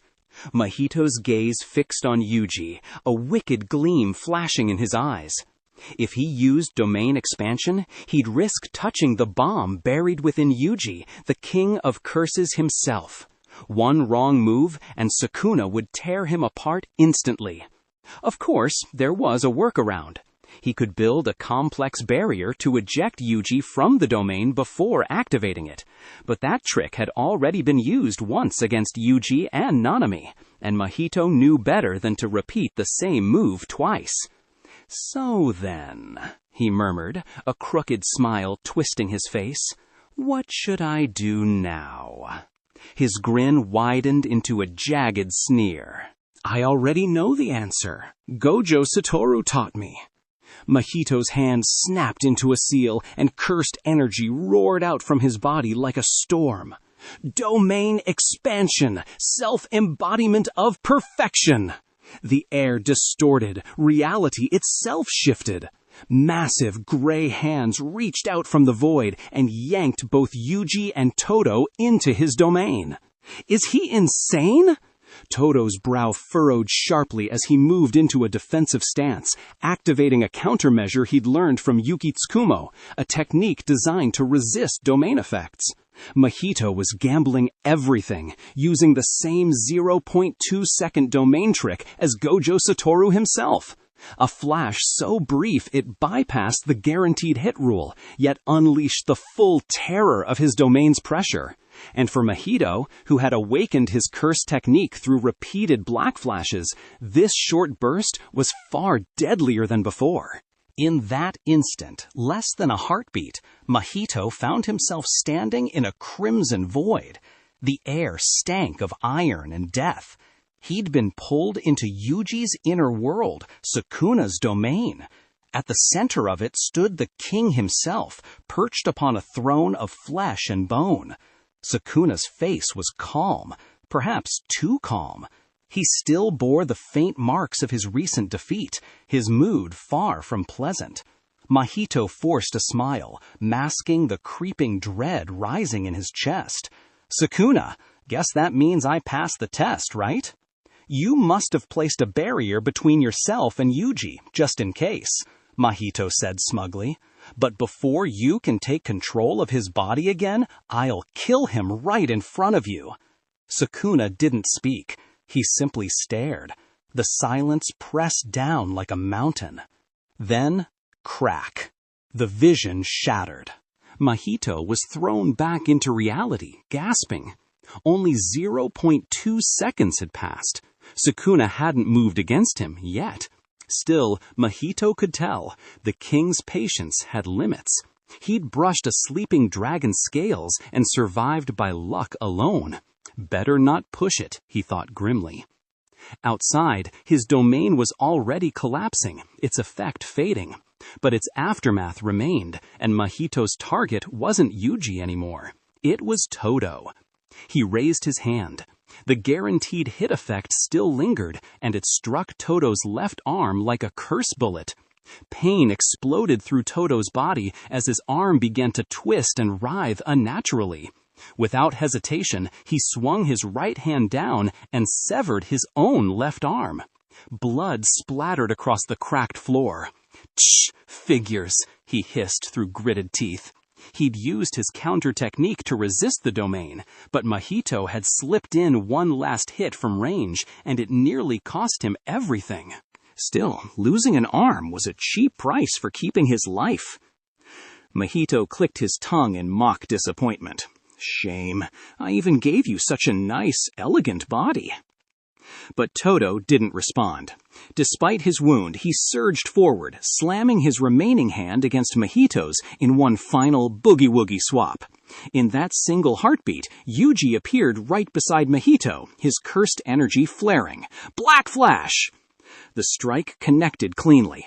Mahito's chest exploded with blood. He staggered back, coughing violently. "Gah! You bastards!" His body convulsed under the strain. Using the domain and then taking a black flash back-to-back had shredded his insides.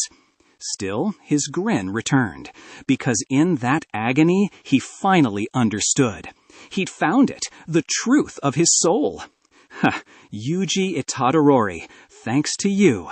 Cursed energy erupted from his body like a volcanic blast. Boom! His form detonated, flesh unraveling, twisting, mutating, and then slowly knitting itself back together. When the smoke cleared, the human-like Mahito was gone. In his place stood something darker, a towering, armored figure of warped muscle and carapace, with blades sprouting from his elbows and a long tail coiling behind him. The cursed spirit Mahito had evolved, his true, perfected form revealed. Self-embodiment of the perfect spirit. He flexed his claws, his voice low and mocking. "Yuji, this must be what humans call a birthday celebration, right?" Across the ruined battlefield, Yuji stood bleeding, but unyielding, facing him down. Their fight wasn't over. Not yet. From a shattered skyscraper above, a lone figure watched the carnage below with casual curiosity. Zen'in Shinsuke. "Huh," he muttered, resting his chin in his hand. "Still standing, are we?" His sharp eyes tracked the monstrous Mahito, then the fallen Todo lying nearby. "Gotta hand it to him. That curse can really take a beating." He smiled faintly. "Guess I'll stay a little longer. Can't miss the finale." "I understand now," Mahito whispered, his new form pulsing with cursed energy. "Through Black Flash, I've seen the truth of my soul. This is who I really am." He trembled, not in fear, but in ecstasy. Every cell in his body seemed to hum with delight, as though he had just broken free from his cocoon. A curse reborn, a monster perfected. Yuji stood across from him, blood still dripping down his cheek, his breathing heavy but steady. He looked calm, almost too calm. "I'm surprised," Yuji said quietly. "You're actually the kind of creature who seeks himself." Mahito chuckled darkly. "I didn't think so either. But this is how it ends. Once I kill you, I'll finally be complete." Without another word, the two of them charged forward, their final battle beginning. In his evolved form, Mahito's entire being was sharper, stronger, faster. Gone was the soft, shifting form that relied on trickery. Now his body was pure weaponry, a living engine of violence. His blows carried terrifying force. His defense felt like forged steel. Yuji's fists slammed into him, but each punch clanged like metal striking metal. Clang! Damn it, he's harder than before. Yuji's arms ached, his knuckles split. His attacks barely left a scratch. Still, his eyes stayed fierce. No matter how strong Mahito became, Yuji would exercise him, because someone like this, who toyed with human life, didn't deserve to exist. Mahito laughed manically. Come on, Yuji, I'll make sure this ends perfectly. His bladed elbow whistled through the air as he punched Yuji back, his body lunging forward like a beast on the hunt. Every part of him, fist, blade, tail, was now a killing tool. Meanwhile, Zen'in Shinsuke dropped down beside the collapsed Todo, glancing at him with mild amusement. Still alive, hot-blooded kid? He asked. He clicked his tongue at the sight of Todo's missing hand. Lost an arm, huh? Rough day. Todo grinned, his face pale, but his spirit unbroken. An arm's nothing. I can still fight. He used his ruined hand to brace himself upright. Then, smirking up at Shinsuke, he added, You're one to talk, Zen'in-sensei. What's with all those fresh cuts? You look like you got mauled by a blender. If your teacher saw me like this, Shinsuke chuckled, she'd probably be pissed. But hey, it's Sukuna. You don't take him down without a few souvenirs. He paused for a moment, wondering how Yuki Tsukuma would react if she saw him now. Would she scold him or laugh? Probably both. Sukuna, huh? That explains a lot. Todo nodded, glancing toward the battlefield where Yuji fought Mahito. So that's why Yuji was in such a state earlier. Sukuna's handiwork. Then his tone grew serious. Zen'in-sensei, don't interfere yet. This is Yuji's fight, his moment to evolve. Shinsuke raised a brow. Oh, I'd love to kill that one, he said casually, eyes gleaming as he watched Mahito. Such a fine specimen of cursed energy, better even than Jogo. But unfortunately, I made a binding vow with Kenjaku. I can't touch this one. Todo blinked. A vow? Yeah, Shinsuke sighed, shrugging. Part of the deal was, I can kill any curse in Shibuya, except him. Mahito was too important to Kenjaku's plan, and the vow made it crystal clear Shinsuke couldn't interfere. Not unless the terms changed. Unless. He smiled faintly to himself, as if already considering a loophole. Then I'll go, Todo said, straightening up. I still owe my best friend a little support. He strode toward the fight, back straight, one-armed but unbroken. Shinsuke followed leisurely, hands in his pockets. Might as well watch how this clown gets himself killed, he muttered. As they approached, he couldn't help but marvel. Yuji, barely a year into being a sorcerer, was standing toe-to-toe with a special-grade curse. His progress was insane. That kind of growth, only true prodigies possessed it. Given time, Shinsuke thought, the boy might even surpass Sukuna one day. No one can consciously trigger a black flash, Mahito muttered, circling the crater. His form blurred into motion, his presence flickering like a shadow. But that doesn't matter. You won't live long enough to try again. He locked his gaze on Yuji, who stood knee-deep in the shattered ground, cursed energy gathering around his fists. With a sharp cry, Mahito lunged. The two clashed fist to fist. Their blows split the air. Water and dust burst around them.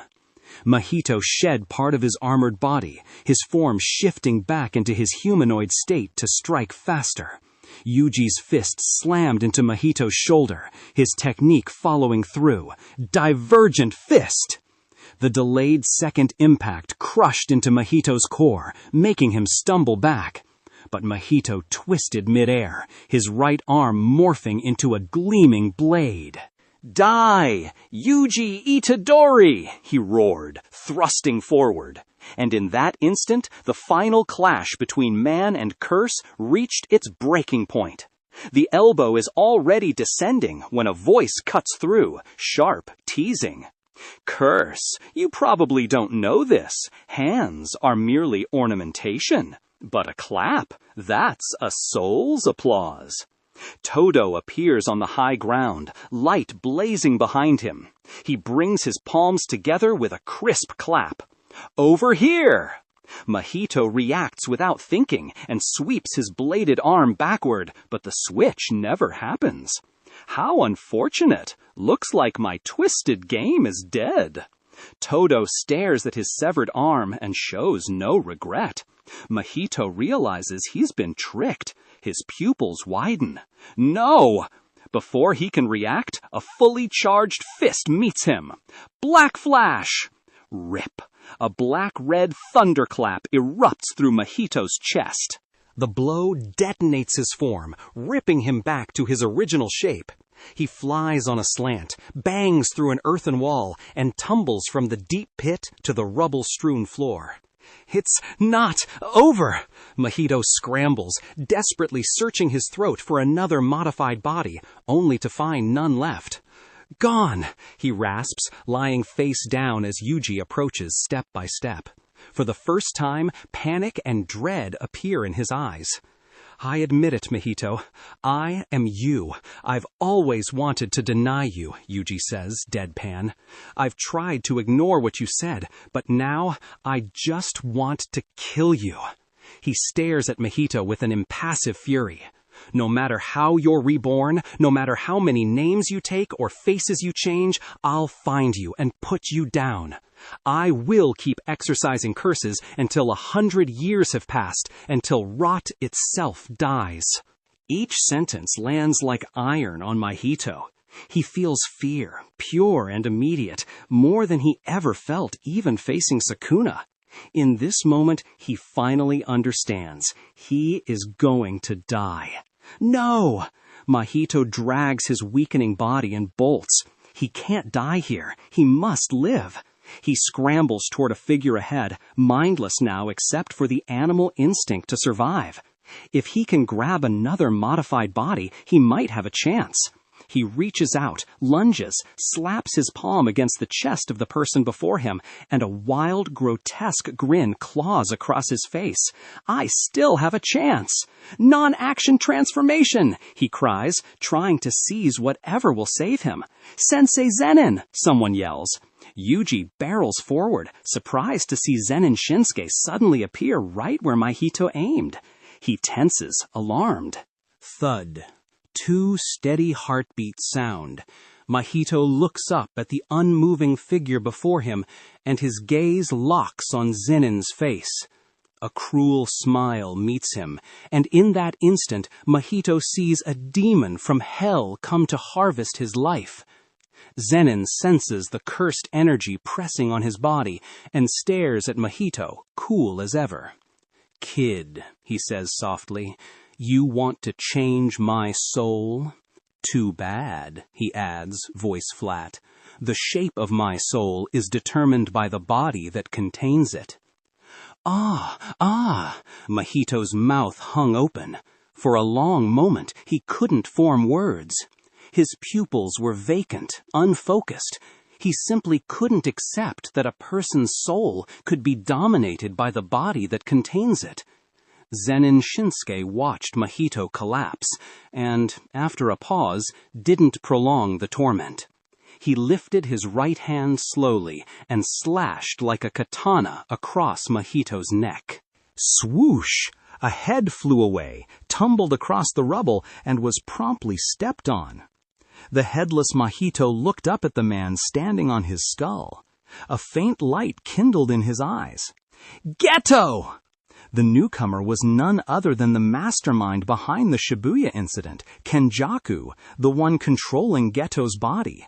He smiled down at Mahito and asked gently, "Mahito, do you want me to save you?" "Ghetto!" Yuji raced over from a distance in a blind fury. "You're the one who sealed Gojo! Bastard! Give him back!" Yuji swung to strike Kenjaku, but Kenjaku kept one foot planted on Mahito's head and made a twisting motion with a handful of shadow. A huge carp-like maw opened on the ground and swallowed Yuji whole. Clap. Yuji felt weight vanish for an instant and then found himself sitting hard on the ground. The carp was gone. What the? Yuji stared around, bewildered.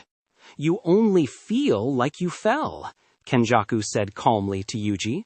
"To everyone else, you simply tripped where you were standing." Kenjaku began to explain the power behind his technique. The strength of cursed spirit manipulation lies in its adaptability. It lets me control multiple grade 1 curses at once. Even if one of their techniques gets exposed or countered, it doesn't matter. He spoke plainly, showing how the method works. Unless you kill me before I summon my spirits, you can't stop it. Each controlled spirit holds different techniques. The system doesn't depend on secrecy. If the enemy learns one trick, Kenjaku simply swaps in another spirit and continues the fight. Yuji got up and charged Kenjaku again. A huge mouth opened at his feet, but this time Yuji leapt high and tried to strike. As he flew in, a black mass erupted before him. Countless green centipedes poured out and wrapped him up, forcing him to fall straight into the carp's maw again. He hit the ground once more. Just as Kenjaku said, cursed spirit manipulation doesn't care if you see through one form, there are always replacements. What is this thing? Yuji ripped off the centipedes clinging to him and glared at Kenjaku. Had I concentrated my forces at Shinjuku and Kyoto instead of spreading them out, I wouldn't have lost to Okotsu, Kenjaku said to Zen'in with a smile. You'd have seen how strong I was back then, right, Mr. Zen'in? Maybe, Zen'in shrugged, then shoved Mahito's body toward Kenjaku with a flick of his foot. Zen'in didn't care to debate who was stronger between Geto and Okotsu. He was just pleased with the gift last year. Kenjaku caught Mahito's body and looked over at Yuji, who knelt on the ground with a fierce glare. You're remarkably tenacious, I'll give you that. He activated cursed spirit manipulation and focused on the living Mahito. Huge currents of cursed energy piled up, and Kenjaku tried to compress Mahito into submission. Ah! Mahito writhed and screamed as his body stretched, then was squeezed into a luminous blue glass orb. Holding that little glass sphere, Kenjaku addressed Yuji as if lecturing a student. Let's talk about the world to come. You know the Goku Joban, the ultimate move for many techniques, aside from domain expansions? For cursed spirit manipulation, the Goku Joban is the vortex. It fuses the absorbed spirits into one concentrated mass of cursed energy and smashes the enemy. Kenjaku's voice softened for a moment, almost nostalgic. I never thought I'd act like a sorcerer, but here we are. He continued, leaning in as he explained the vortex's true utility. At first, I dismissed the vortex because it sacrifices the multiplicity of cursed spirit manipulation, but I was wrong. When used against a grade 1 spirit, the vortex can extract that spirit's technique. As Kenjaku spoke, he lifted the glass orb of condensed cursed energy that had once been Mahito, then, without hesitation, swallowed it whole. Zen'in Shinsuke blinked, momentarily impressed despite himself. He'd heard enough about Mahito's essence to know that swallowing him must taste like licking a rag soaked in vomit. And yet, Kenjaku's expression didn't change in the slightest. He gulped it down as if it were water. Guess this bastard's been eating things like that for a while now, Shinsuke thought with mild disgust. Sensing multiple signatures approaching, Shinsuke quietly stepped back a few paces, stopping near the wounded Todo. Kenjaku, of course, noticed immediately. He could feel it, the noose tightening around him. Really now, he murmured, amusement curling in his voice. You think I wouldn't notice being surrounded? His eyes drifted upward. Momo Nishimiya hovered in the air above, broom glinting with cursed energy as she locked on to his position. An instant later, arrows rained from the sky, their tips glowing with concentrated jujutsu power. Kenjaku didn't bother to dodge. He simply raised a hand and flicked one arrow aside with casual precision. Bang! Before he could even comment, a bullet whistled through the air, aimed straight for his head. "Modern weapons," he said, sounding almost delighted. "I've always supported using firearms against sorcerers, an efficient modernization of the art." He caught the bullet between his fingers, turning it slightly. The metal shimmered faintly with cursed energy. Aha! Reinforced with cursed power. How clever! Shinenru! Draw! Cut! More attacks came, flashes of steel and sound, and still Kenjaku's expression never faltered. He caught one blade bare-handed, fingers tightening with effortless strength until the metal cracked apart like glass. After all, whether it was Kenjaku himself or the body he inhabited, Geto Suguru, both were masters of close combat, unparalleled among jujutsu sorcerers. Even with Kyoto Jujutsu High's top students launching a coordinated ambush, Kenjaku wasn't caught off guard. From behind him, Miwa Kasumi froze mid-step, eyes widening as Kenjaku turned toward her with a smile that didn't reach his eyes. Goku Joban, Vortex! A colossal whirlpool of cursed energy spiraled open behind him, its core writhing with the distorted shadow of Mahito's form. Countless spectral arms shot outward, reaching for Miwa like grasping specters. Then, flash! A blade of pure speed cut through the whirlpool. Someone intercepted, slicing open the vortex and pulling Miwa out of its grasp. Ah, Shinenru, is it? Finally, someone with proper technique. "Sensei Kusakabe!" Miwa called out breathlessly. The rescuer was none other than Kusakabe, arriving just in time, followed closely by other reinforcements. Yutahime Iori also appeared, clearly having been forced to the front lines. "Yutahime-sensei, you're not supposed to be here!" "Nishimiya!" shouted from above. "You can't do anything in close combat anyway!" "What was I supposed to do? Stay behind alone?" Yutahime snapped back, exasperated. Meanwhile, Riko Amanai steadied her massive sniper rifle, cursed energy gathering at the muzzle until it hummed like thunder. "Whoever you are," she said coldly, "hand over Gojo-sensei and get out of Geto's body." At that same moment, more sorcerers who had been finishing up exercising curses across Shibuya began converging on the scene. "Zen'in-sensei, are you all right?" Hakari Kinji and Kirara Hoshi landed beside Shinsuke. "So this guy, this knockoff Geto, is the one who sealed Gojo-sensei?" One by one, others arrived. Night Moth, Shoko Ieri, Naobito Zenin, Nanami Kento, Maki, Fushiguro Megumi. Together, they formed a tightening ring around Kenjaku, the air vibrating with cursed energy and intent. The mastermind of Shibuya was surrounded at last.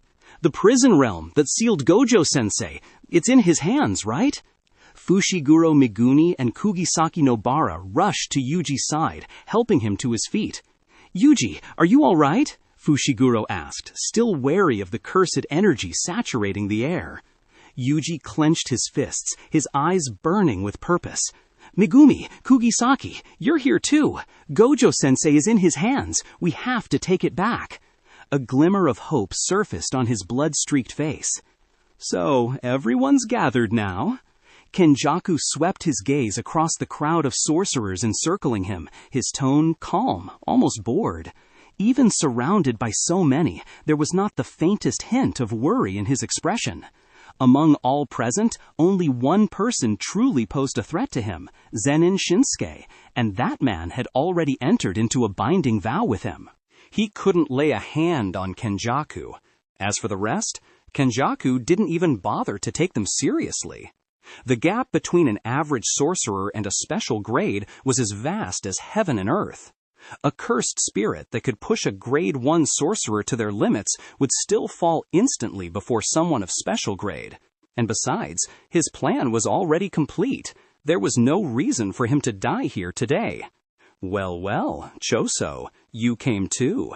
Kenjaku turned slightly, smiling at the man glaring daggers at him. I see. So that's how it is. The faint grin on Kenjaku's borrowed face, the sutures across his forehead, Choso's mind flooded with bitter memories. Kamo Noritoshi! What? He's that Kamo Noritoshi? The surrounding sorcerers gasped. That name belonged to the most reviled curse user in history, someone who should have died over a century ago. What? The current Kamo Noritoshi blinked, pointing to himself in confusion. Wait, what's going on here? We were supposed to be rescuing Gojo-sensei. Yutahime quickly explained, her voice tense. Kamo Noritoshi was the greatest stain on the Kamo clan's history, one of the most evil sorcerers to ever live. If what he says is true, then the thing inside Geto's body is at least 150 years old. Kenjaku smiled thinly. Kamo Noritoshi was just one of my names. Call me whatever you like. Bastard! Choso's eyes flared crimson. You made me fight Itadori. You sent my brothers to die, my own flesh and blood, against him. Now that the truth had surfaced, rage consumed him. Knowing full well the connection between them, Kenjaku had still orchestrated their deaths, manipulating him into turning his blade against his own family. Unforgivable! Choso's cursed energy erupted. Blood shimmered into the air, coalescing around his palms like liquid rubies. I'm his older brother, he roared. Then his hands came together, blood swirling violently between them, condensing into a deadly crimson spear. Piercing blood! A streak of blood-red light shot through the air, cutting toward Uraume like a bullet. Shh! Uraume sank low, pressing a hand forward to block.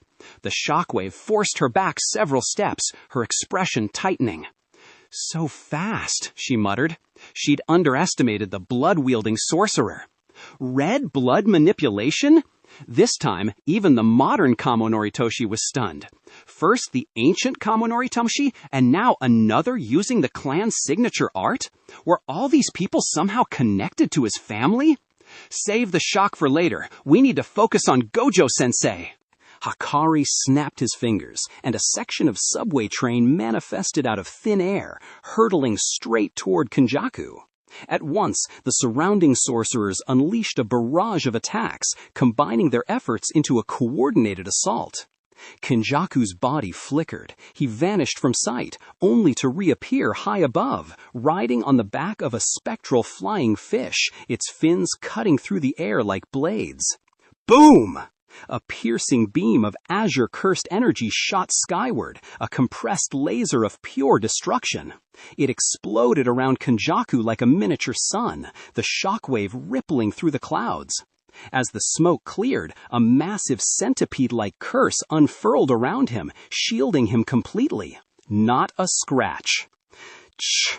Riko Amanai clicked her tongue, shouldering her cursed rifle again and taking aim. Persistent bastard!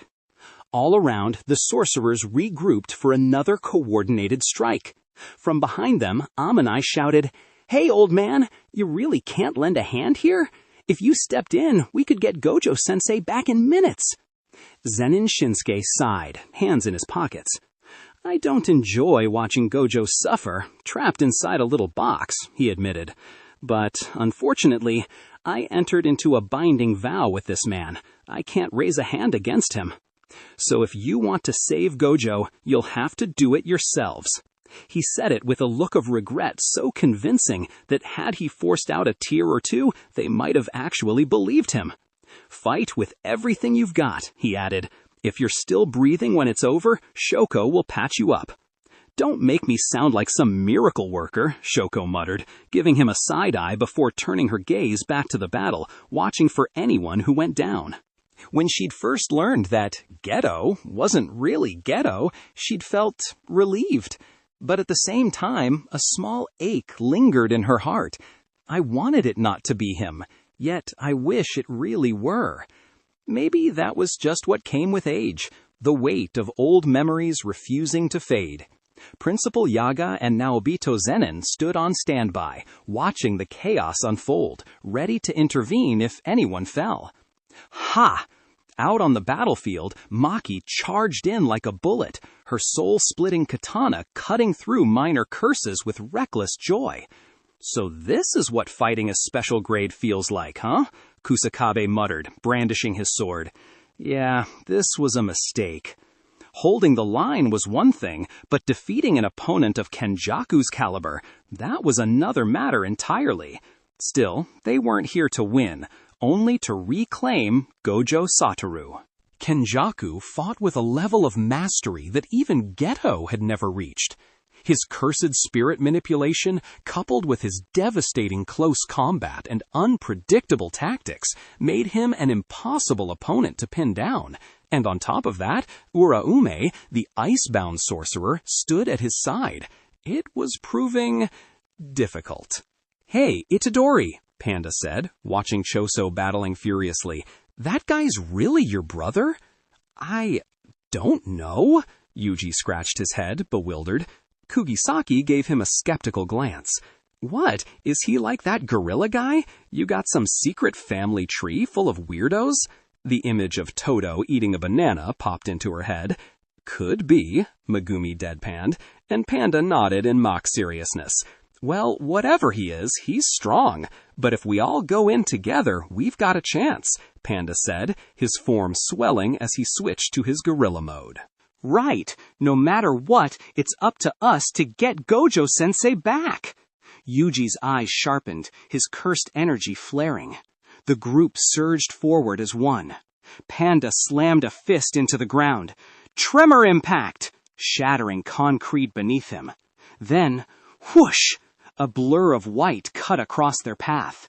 A freezing gust surged outward, frost crawling over the shadowed earth. Ice binding technique, frost gale. Urume appeared before them, her pale eyes glowing cold and cruel. The blizzard howled through the ruins, freezing everything it touched. A surge of killing frost erupted across the battlefield, swallowing everything in an instant.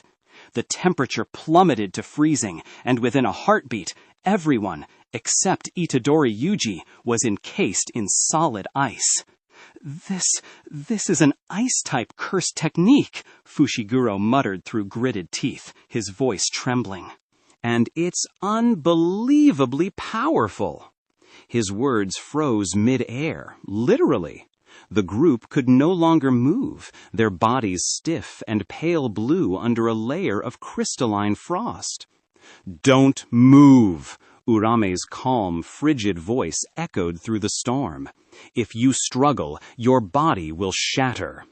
A single large-scale spell, so sudden, so precise, had frozen the entire battlefield solid. Every sorcerer caught in range, Choso, Nanami, Kusakabe, even those still clashing with Kenjaku, had been turned into human ice sculptures. "Kill them all," Urame said coldly, lowering her gaze to the frozen figures around her. "We have other means to spread the message." She raised her hand. In her palm was a blood-stained hole, the mark left behind by Choso's piercing blood. With a simple flick of her wrist, her reverse curse technique activated. The wound closed in seconds, leaving her hand pristine once more. Watching the silent, unmoving sorcerers before her, she prepared to end their lives without hesitation. Reverse curse technique and an area-wide elemental spell on this scale? Kusakabe's voice cracked through the ice, muffled and shaky. "Yeah, this is way above my pay grade. I just want to go home." "Such weak frost," a low voice growled from within the ice. Choso's arm twitched, one hand still free enough to move. His blood began to boil, literally, glowing crimson as steam hissed from the cracks in the ice. "Red scale ignition!" The heat radiating from his blood surged outward, melting away the frost encasing his body. But just as he began to move, a razor-sharp icicle pressed against his throat. Urame stood before him, her face devoid of emotion. Die! Crash! A sudden flash of motion split the air. A figure burst in between them. A thunderous flying kick smashed through the ice, shattering it to pieces and sending Choso tumbling backward to safety. Don't mess with me. You know whose body this is? Urame's expression darkened in fury, her eyes narrowing as she glared at Yuji. Had he not been Sukuna's vessel, she would have frozen him where he stood without a second thought. Crack, crack, crash! From the other side, Hikari flexed his shoulders, shattering the ice around him with brute strength. Frost fell from his hair like glass dust as he stretched his neck. Shh! Don't make me look bad in front of Sensei. Eyes locking on Urame and Kenjaku, Hikari cracked his knuckles and smirked. Hand over Gojo Satoru now. Otherwise, I'll start taking bets on which of you I break first. His cursed energy pulsed like a living storm. For the first time, he actually looked excited. Urame sneered. All of you are irrelevant. The only one we need alive is Itadori Yuji. She pressed her hand to the ground, and cursed energy exploded outward like a detonation. Ice-binding technique, direct cascade. A blizzard of raw power surged upward. And that's where the fury begins. If this 8 Gates rampage has you hooked, smash that like button, subscribe for more Jujutsu Kaisen chaos, and drop a comment if you want more such content. Want chapters ahead of the channel? Join me on Patreon, patreon.com/mv1717. Thanks for listening. Stay cursed, stay strong. See you in the next one.